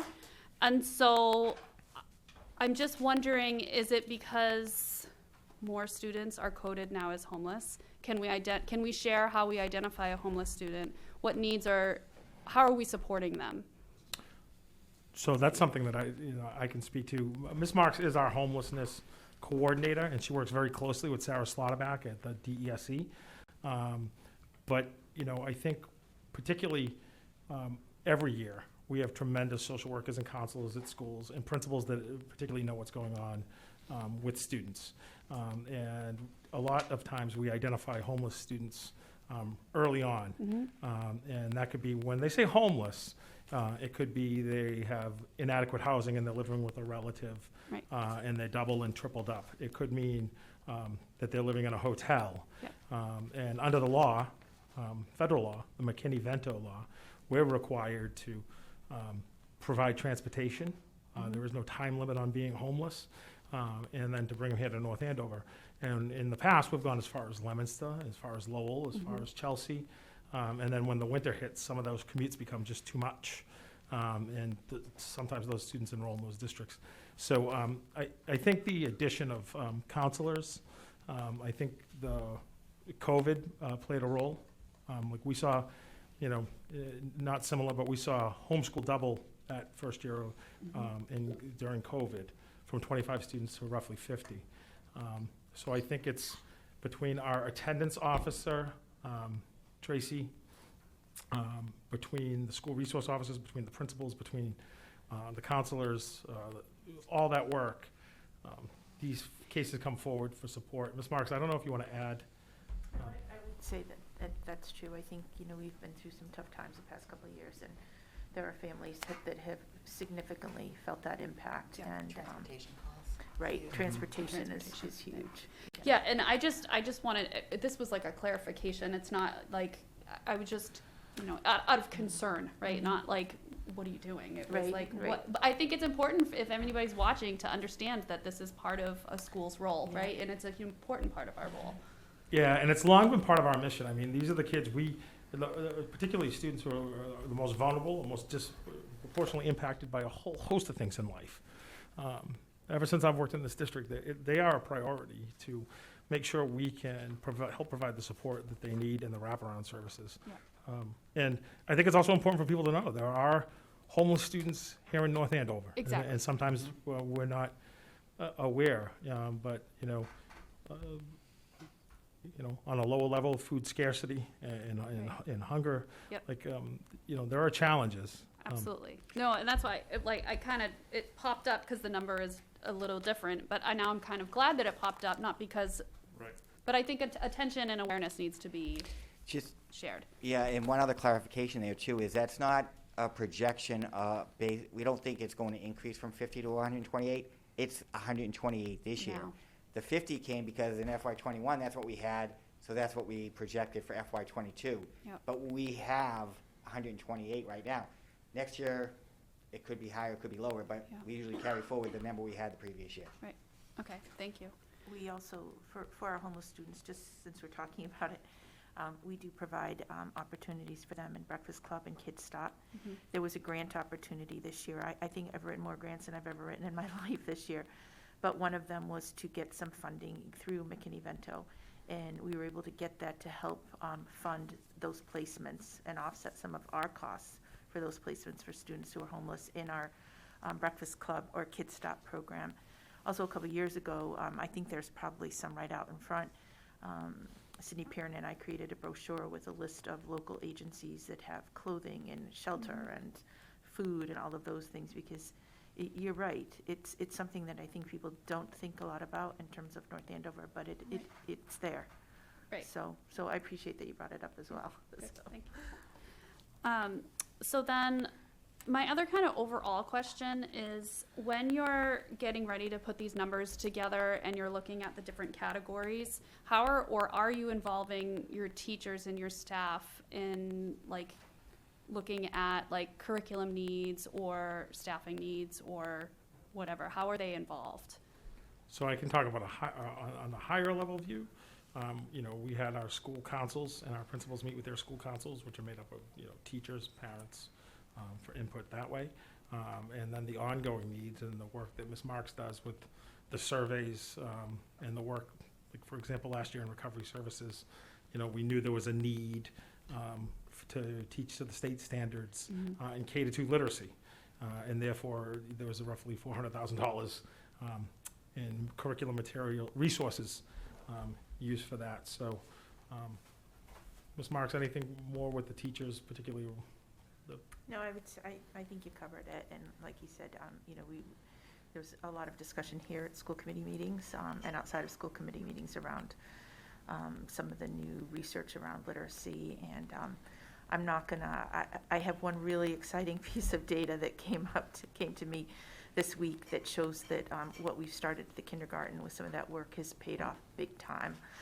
So it's really exciting, but I'm going to let that happen when the kindergarten principal is able to talk. But so we're very excited about what's happening. So. That's great. And the other part of it is it's not static in that, there's a continuous loop from the teachers to the principals and the principals to us, especially as you're approaching the school year where you have more information and all of a sudden something becomes clear as a need that's more of a priority than something you had planned, so you make that switch.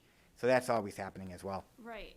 And like I think we were talking earlier, like, we weren't a one-to-one district before, now we are, but now we need to make sure that we have those electronic resources available as well, because just a Chromebook itself is great, but you need to be able to access that curriculum across the board online too. So I just, that. Yeah. It's evolving and changing all the time. And we've talked about this before, where our technology department was not in very good shape years ago, and we talked about infrastructure and internet capacity and devices and library media specialists. And we've been able to do a really good job on the first three, and you can see as part of the long-term plan, we have the addition of library media specialists. But there's funding in our budgets now that allow us to maintain, whether it's capital or in the operating, it allows us to maintain the other three. So the long-term plan is addressing the fourth aspect. Right, but even like with those coaching positions, right? That's something that a coach can do. Is like that. At other schools that I've worked at, the math coach was an invaluable resource. She always had something, and that math curriculum was available online, and it just makes a teacher's life so much easier, right? Like, okay, let me go on Teachers Pay Teachers and look for something that meets the standards, or oh wait, our curriculum's right here. I just need to click and go, and it just anyway. I think it's important, if you go back, I don't want you to go back, but if we went back to the slide about the per pupil spending. Yeah. North Andover's done a lot over the years with not huge numbers in terms of spending, especially compared to comparable districts. So the ability to cover basic needs was really a priority. But we were talking when Mr. McDevitt's kids were in elementary school, all the elementary classrooms were at 28. And they were big, 25, 26, 27, 28, and would have to cap them off. And as assistant superintendent, we didn't have any money for new curriculum for over 5 years, resources. So the ability to make these changes, what's really important is, particularly with some of these support positions and classroom teacher positions, is that these are needs that the school districts have, and many districts have these positions in place. But it wasn't all that long ago where North Andover Elementary Schools, with some cuts one year, we didn't have reading teachers at all. Right. We had 40 students in our 4th grade classes across the district. We had 40 students in 4th grade classrooms across the district. So we're doing our best to Absolutely, be responsible, sustainable, but also for us to support principals to support teachers, and teachers to support the students. And we're going to build it, and it's going to take time, but we're getting there and putting the resources in the right spots. Okay. I just have a couple more. I'm Yeah, sorry. go ahead. And so one of the things that when I was going through this, and then I kind of looked up on, so if we're budgeting for like 2 new teachers in whatever at the high school, or 2 new EL teachers, and it's about $60,000 per position, and that's pulling in a teacher with roughly 4 years of experience, right? Give or take. 4 or 5. 4 or 5. Yep. Would it make sense, or is it a common practice to try to increase that amount so that we can get a really highly experienced teacher coming in, right? Like if there's an opening and you have someone who comes in from another district, like that's what, there's not a lot of change in districts, but that doesn't mean that the talent isn't there. Do you know what I mean? Like you don't want to limit yourself to a 4-year, 5-year. We don't do that. It's how we budget, but there's a couple of things that happen in our budget. One is recovery. Recovery. So it's right on the top of my head here.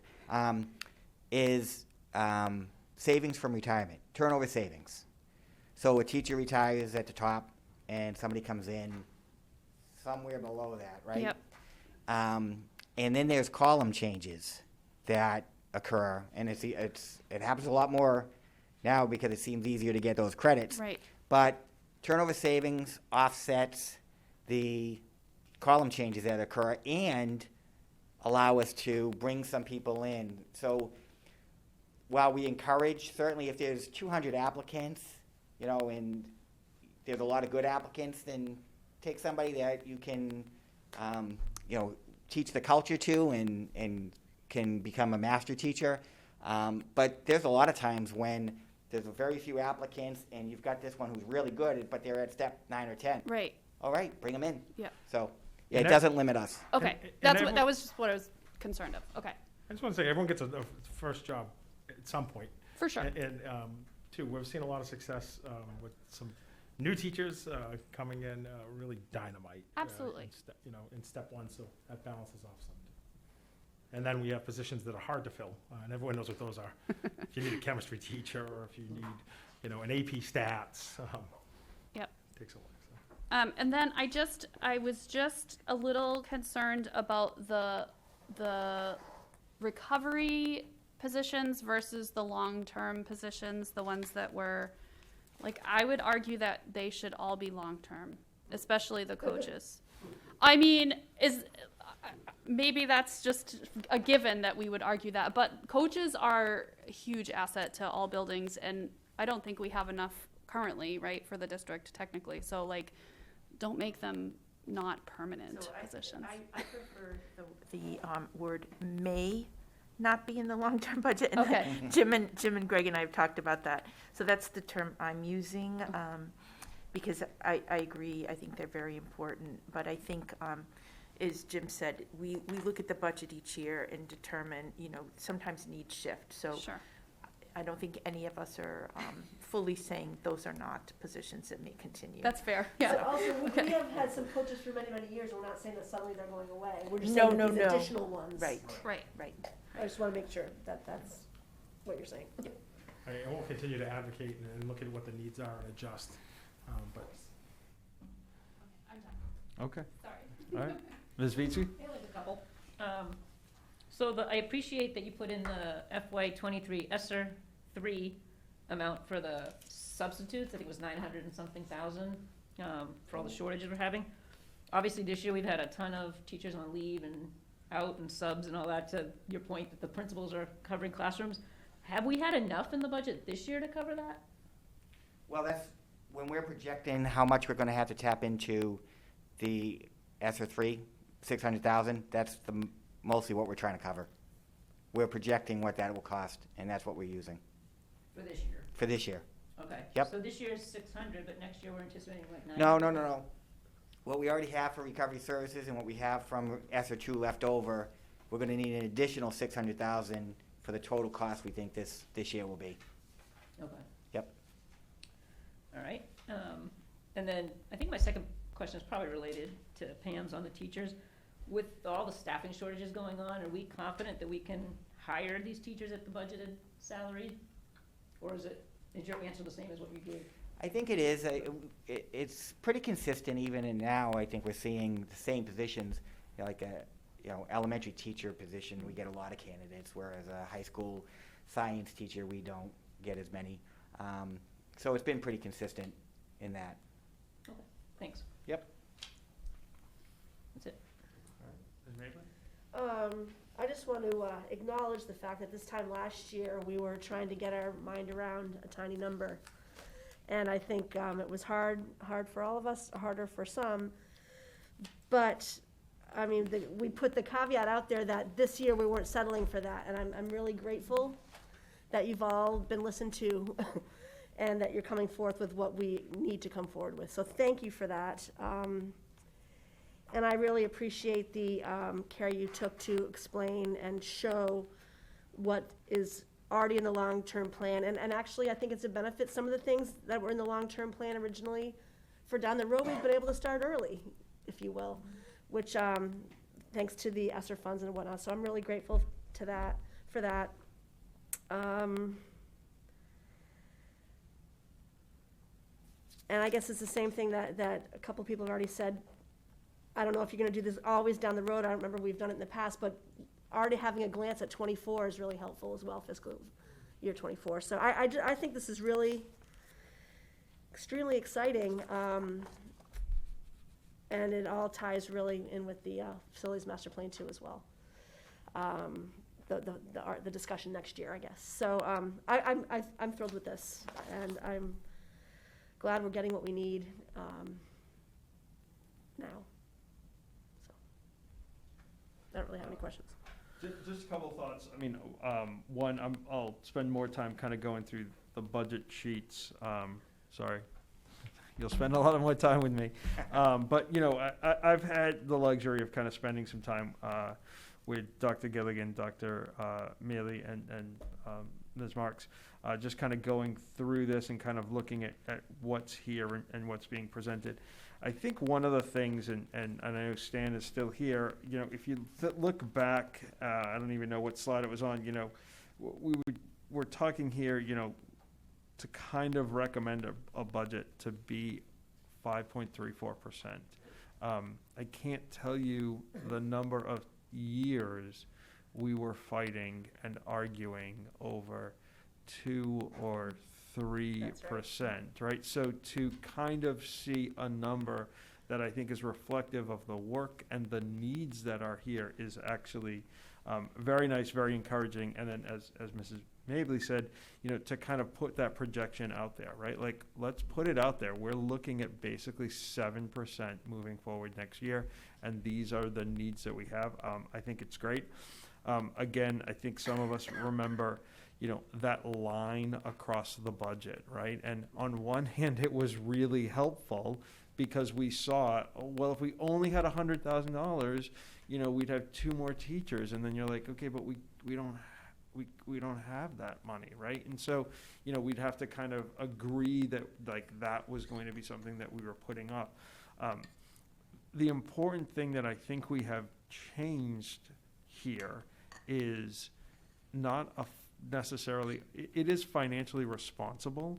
I don't want to say it's irresponsible, but it is educationally student responsible, right? And I've heard throughout this past year, I think, I spent many hours talking with Ms. Marks, about what's happening in the classrooms, like what do we need in terms of kind of helping these teachers, help these students kind of move forward.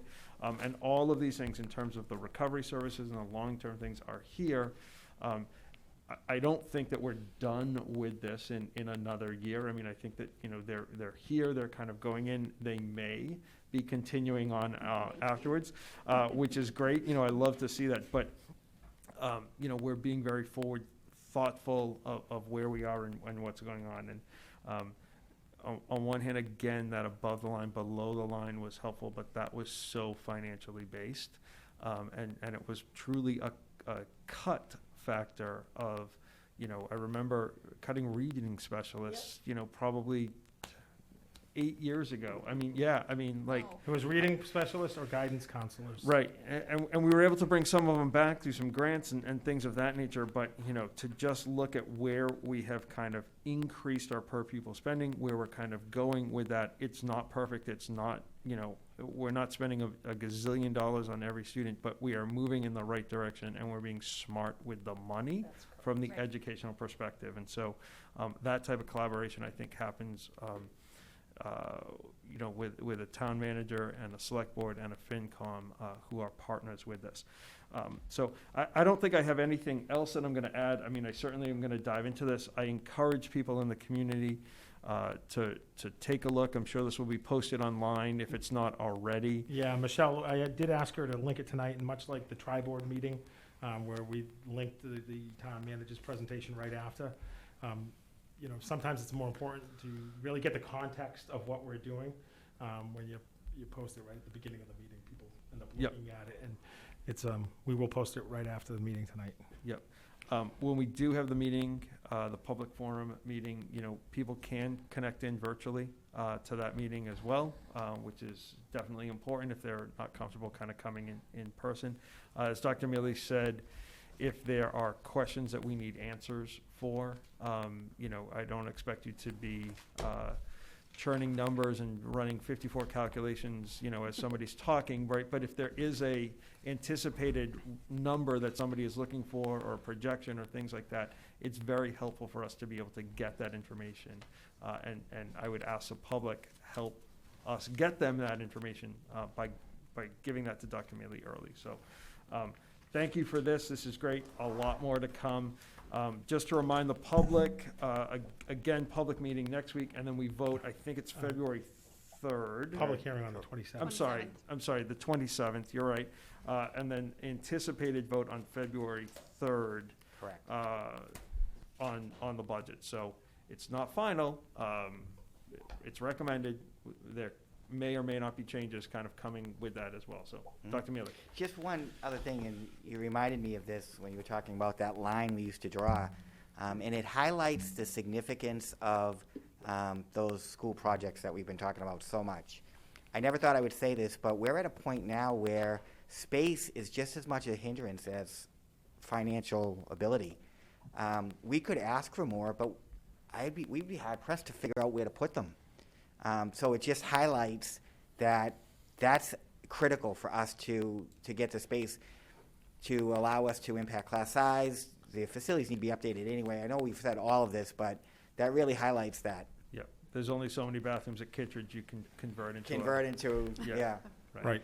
And so if someone says, why can't we add more classroom teachers, we're literally out of space in a lot of places. So. But we even have difficult time. We've seen it with recovery services, finding space for support people as well. Mm-hmm. Yep. Can I ask a quick calendar question? Are we in a debate? Budget calendar? Budget calendar, correct. Okay, all right, yes. sorry, thanks. Budget calendar. So all the dates are in order except for January 7th. It says departmental operating budget request submitted, and that's below January 13th. That must be because we canceled our meeting. That's not a typo of any those are sort. for the town departments from the town manager. That's her expectation. The school department is always the beginning of February for the school committee to recommend a budget to the town manager.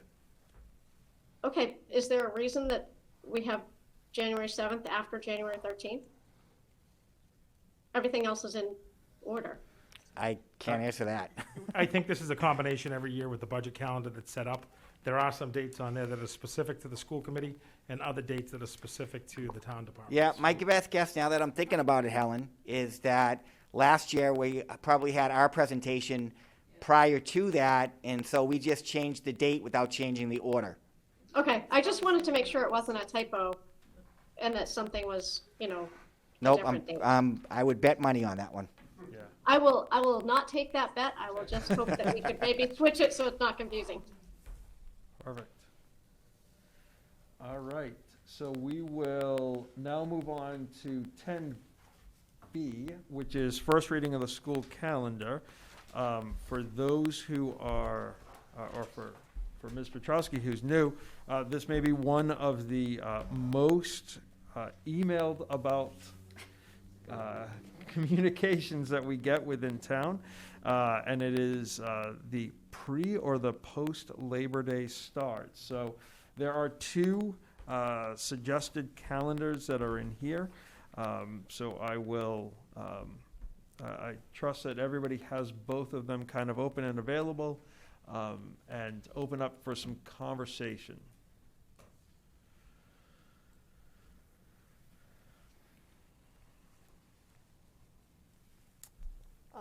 Well, I was just going to ask, Dr. Gilligan, do you just want to explain quickly the impact in June of pre and post? So I think there's always kind of that interest of kind of getting out at the end of June somewhat early, and truly what before and after means for families. Well, I will say that oftentimes, it's not just students. Parents want to start off after Labor Day and get out early, occasionally. Not all, but some. But when you look at the calendar, let me just pull this up here.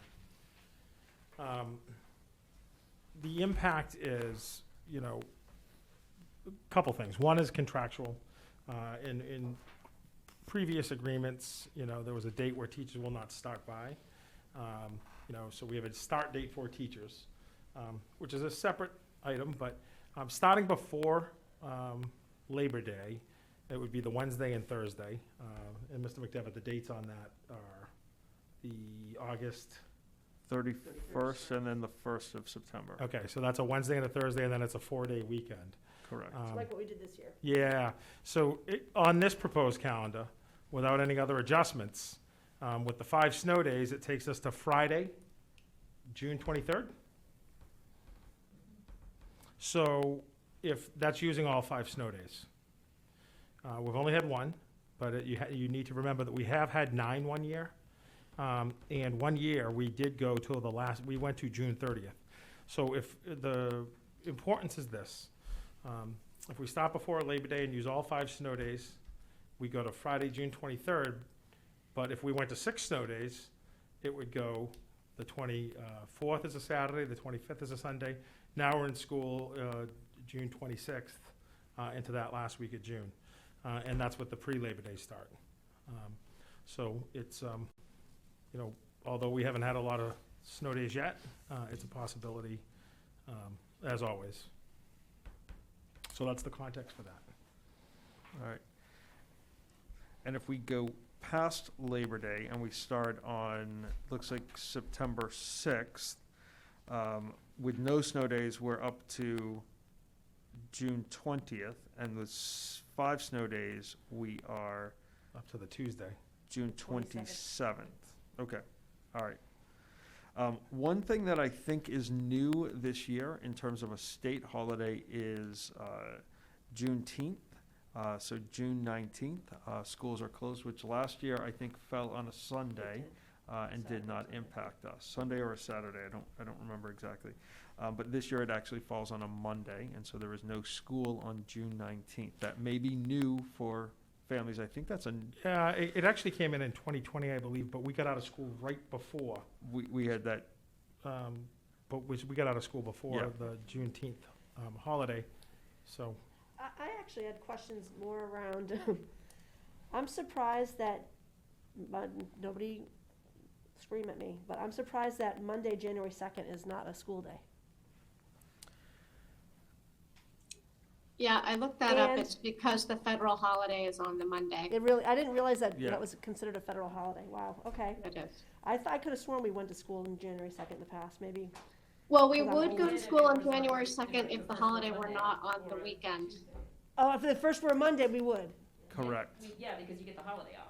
On Because Monday. it falls on Oh, a Sunday, good lord, You okay. get the Monday off. All right, that seems, okay, that's fine. But I also, we had an email about this as well, but I Yeah, was gonna also bring that up. I don't know why we would not have the blue half-day on December 23rd instead of December 22nd. Right. We don't, I think that's just a typo to me. Yeah, I mean, it's absolutely something we can adjust, and if you want to make that change tonight, it's certainly something that's, Because this year it's easy to do. to me, this is how it was colored in this year, but then the numbers moved. I think that you need to move the blue to the Friday. And I would it's agree. a full 23rd school should day be on a the day 22nd. off. 23rd is the yeah. half-day, and the 22nd's a full day of school, yeah. Correct. So I think that was just a carryover from last year's So color that coding. would actually back us up a little bit. I was gonna say, how does that One day. impact the end of the year, right? One day, but, so if we were pre-Labor Day, the last day of school would be the 14th. And the last day of school, if 5 days were used, would be the 22nd. And if we started after Labor Day, Which then also gives us, if we had the 6 days, that gives us the cushion of ending on a Friday, as that Dr. Gilligan just brought up. yes. And if we moved it on the post-Labor Day because of Juneteenth, we would actually get out the 16th. Am I Yeah. correct on that? All right. I just want to throw one other wrinkle in here. This is not, I don't think this will happen, but there are occasions, if the staffing issues due to COVID, that if school's canceled, it's not excused. But that would be for This this year. is this year, we're talking Oh, about. yeah, next yeah, year. yeah, yeah. We don't care Yeah, about yeah, that. I'm It's gonna just- be all better next year. 100%, 100%. I think so too. Yeah. It'll be gone by Easter. Okay, good. I've heard that before. All right. I'll put So- that check in, right? Yep. I vote yes. So that does kind of change a little bit of the pre and the post end dates, especially with that holiday. I just want to I think we should be reflective of that. And I would, if I would be allowed, I would raise that during our campaign, and I'm getting feedback right now, I'm not really sure why, but during our campaign a couple of years ago, we did hear from a lot of families that struggled with that last week in June, not knowing whether or not they were going to need childcare. And signing kids up for camp, being worried about either not using all of camp or kids missing the first bit of camp, it was very stressful for families to be uncertain about that last week in June. And I know we can go beyond the 5 snow days, and so that last week in June can become questionable even with our best planning. But that was a concern that the public raised to us.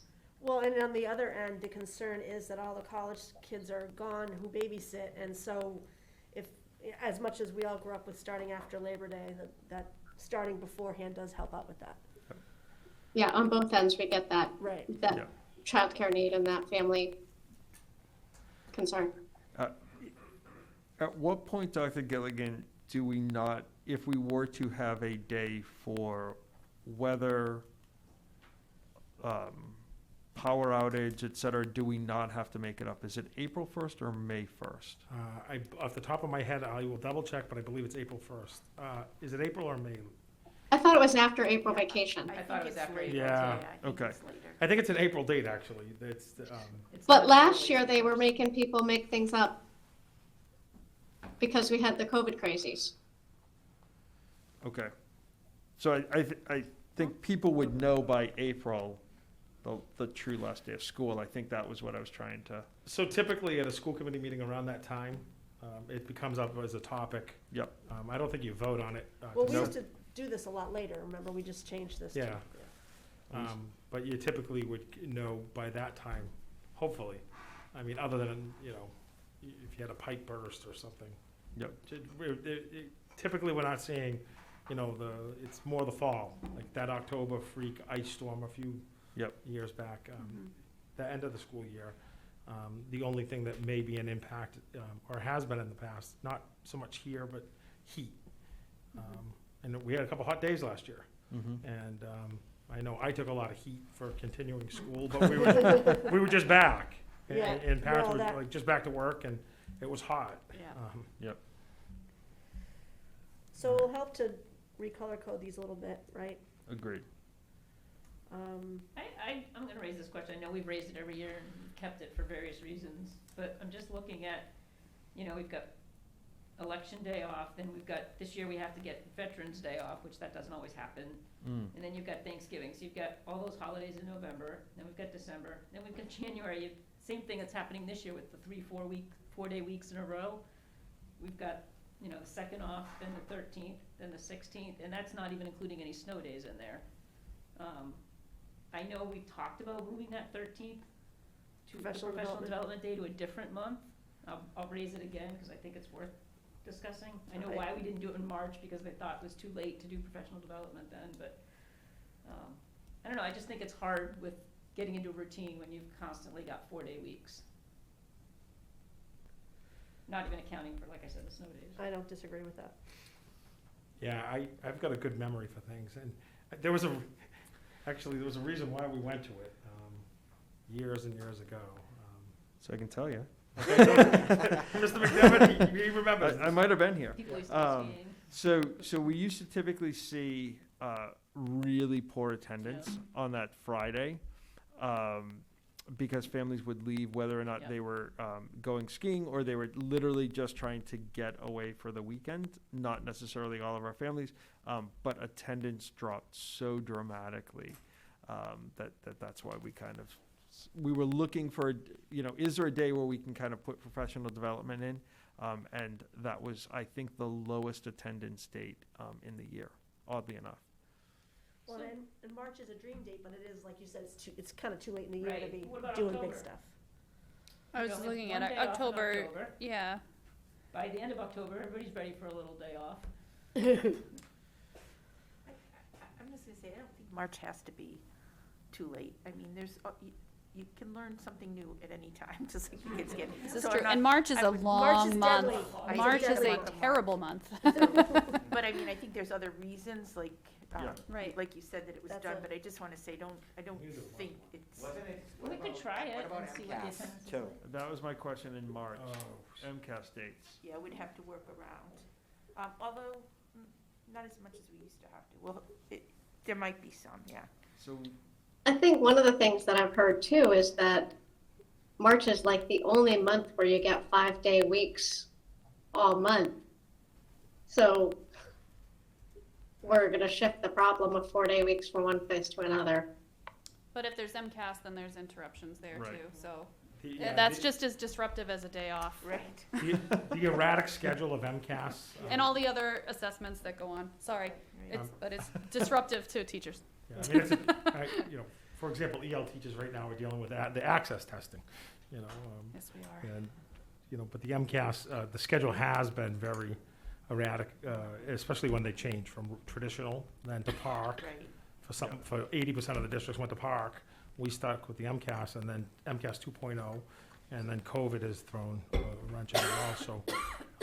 March is a tough date to project when the state, because they don't come out with that calendar, Lorene, until typically the fall. And last year, I don't believe there was testing in March. It was after we came back to school, which Correct. wasn't Yes. until Started April. it Yeah. was May. So, right, It was so late. Yeah. I don't know exactly how that's gonna fall, so. And I would say if January has 4-day weeks, if we know ahead of time, you plan for it. I mean, and it's kind of nice to have a few 4-day weeks. Like we're back from vacation. It's kind of like easy. It's hard on parents, Well, true. also I was wondering how kids' momentum, Right. But is I it think good if for they them or is know it worse for ahead, them? I think it's fun. I think it's good for them. They know they're getting that time off. I don't know. I'll say something I think I say every time we discuss this. You know, there's always conversation on why do we have a February and an April break? Why don't we just have a single March break? You know, that's 10 days that are out there.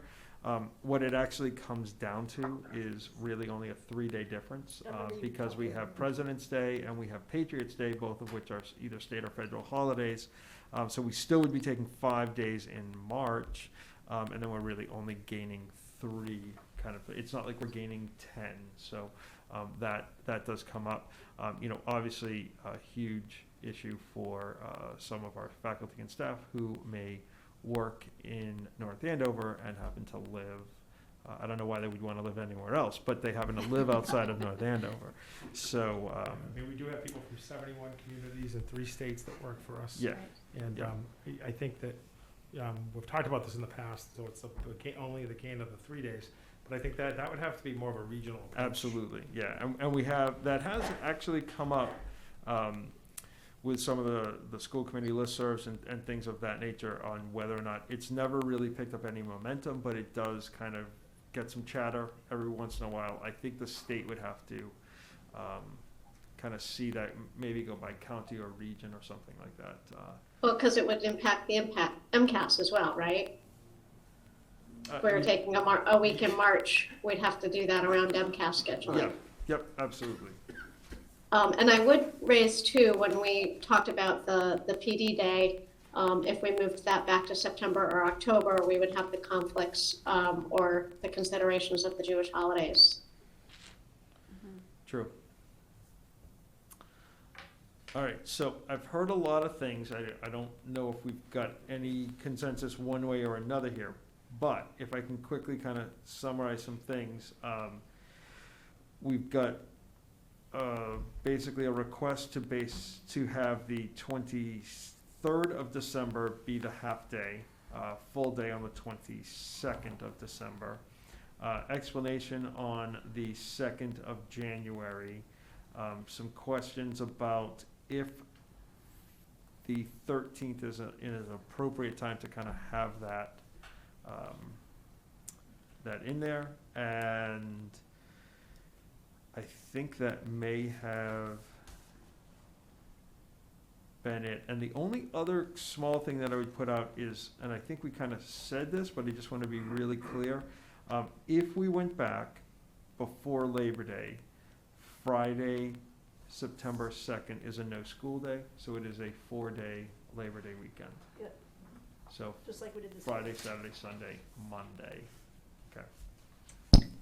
I would just raise one more thing, which is that in the color codes, it shows green as PD and yellow is no school for students, and green is not used, so I'm not sure it needs to be Yeah, so there. So we really vote on, good question, I can tell you why. We vote on the start and the end and the vacation dates and all of those things, and administration actually determines when those professional development kind of half-day dates I see, the are. green is that, I get that, Early thank release you. Wednesday. Yeah, They're early release PD, I gotcha. Correct. Sorry, I didn't read everything. Yep, and we tend to go first and third of every month with that, but there are some. We did learn the first year, it's a few probably superintendents back, but it was. A couple of tweaks. Yeah, it needed some tweaks after the first year. Yeah. And this might be the earliest that we've ever put those in, because typically those have gone in after the calendar has been approved. Well, they're not in. They're not in. They're not in. They're not in. Yeah, no, it's I thought just, It's just in the color code. Okay, got it. it's just in the grid, so. All right, other thoughts or questions?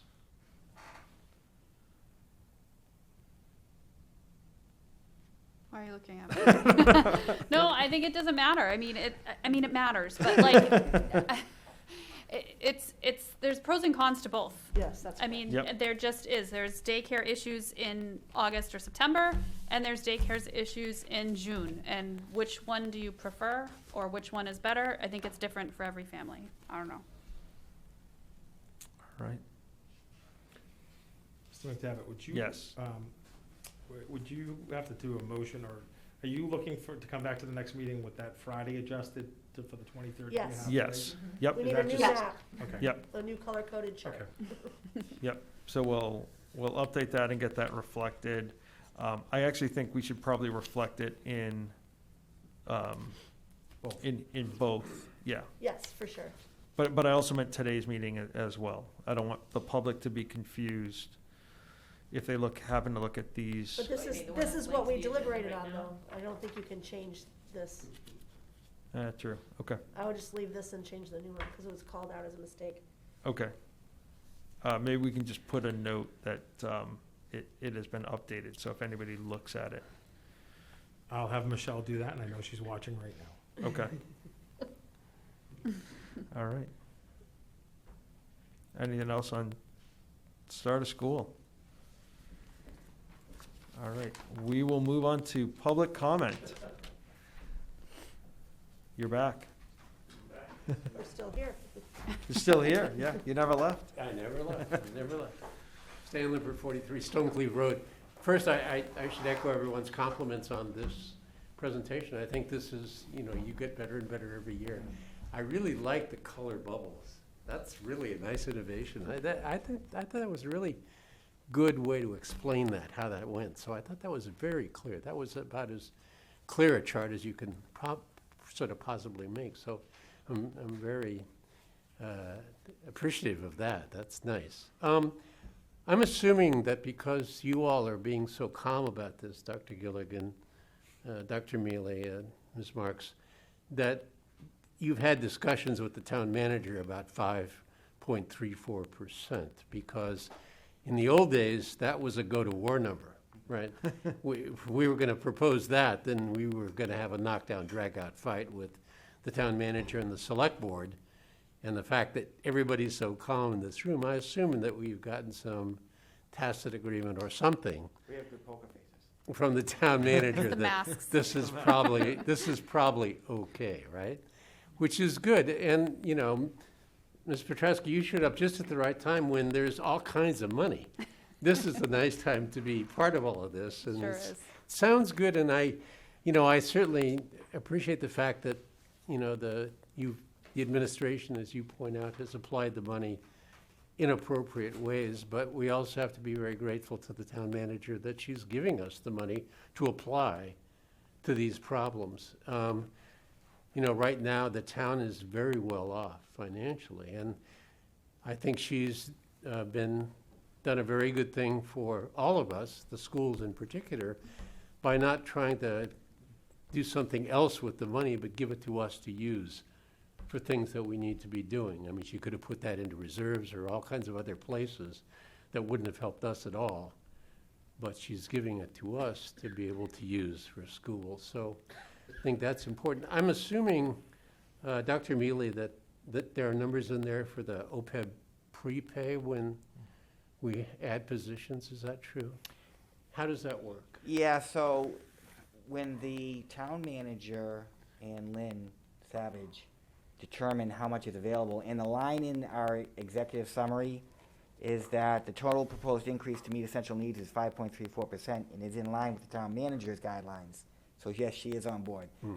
But they have already factored in to an amount that they're setting aside that's available from the increased revenues.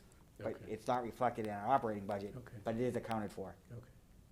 So that's not a hidden charge we'll have to pay at Correct. some point.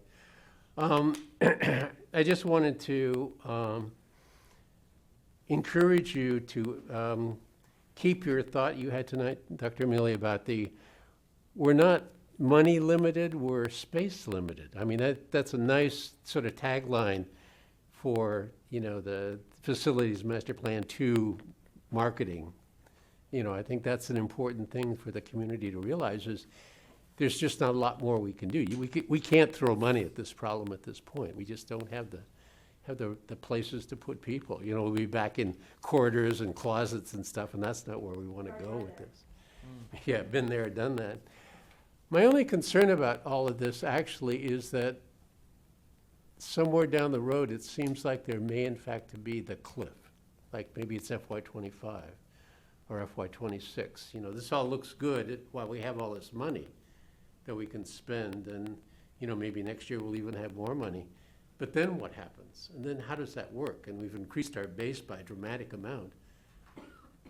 Is this sustainable over the long term?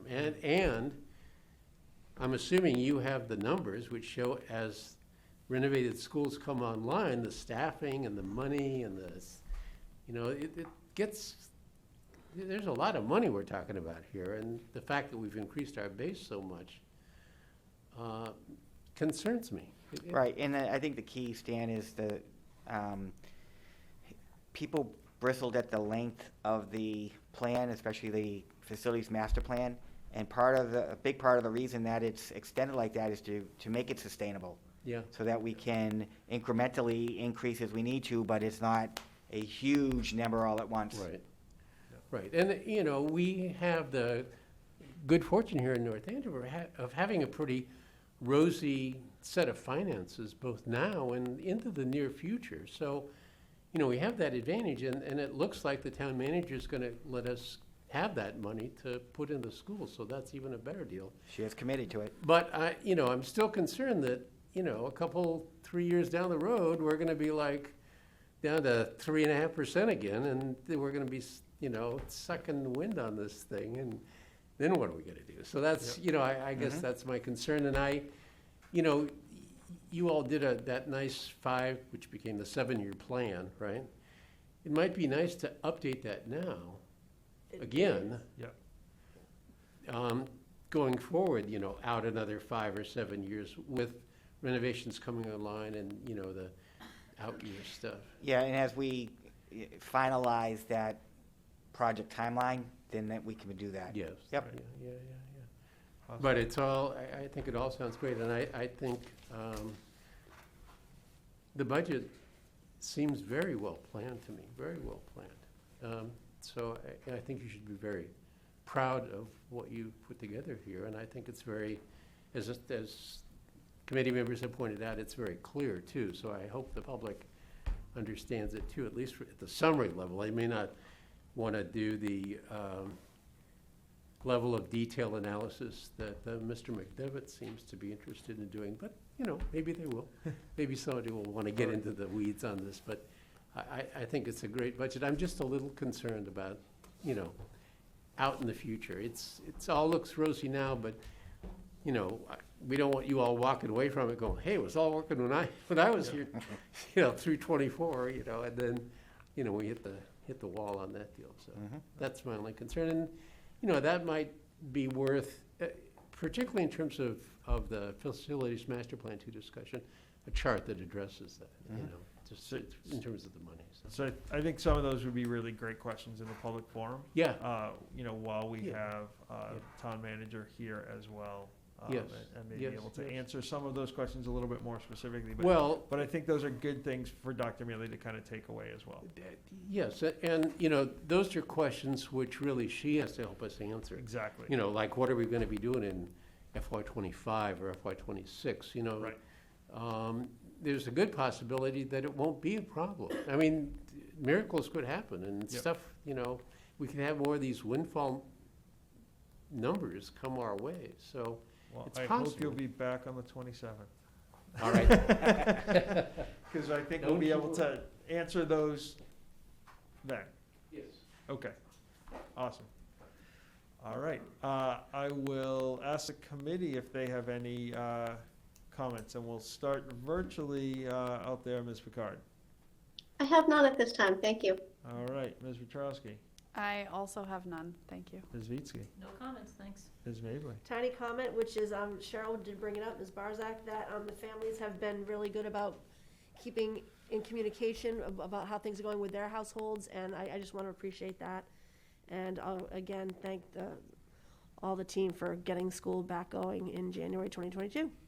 Yep, perfect. I would echo that, and again, Dr. Gilligan, Dr. Mealy, Ms. Marks, Ms. Ricuzzi, you know, thank you for your commitment with the budget and the presentation today. So a lot to think about, a lot to kind of move forward on, but all great. So with that being said, I would entertain a motion to adjourn until January 27th. So moved. Is there a second? Second. I'll do any discussion? A roll call vote. Ms. Picard, Yes. Ms. Petrowski, Yes. Ms. Vitsky, Yes. Ms. Mably. Yes, The chair votes yes. 5-0. We are adjourned at 9:25. thank you all. Thank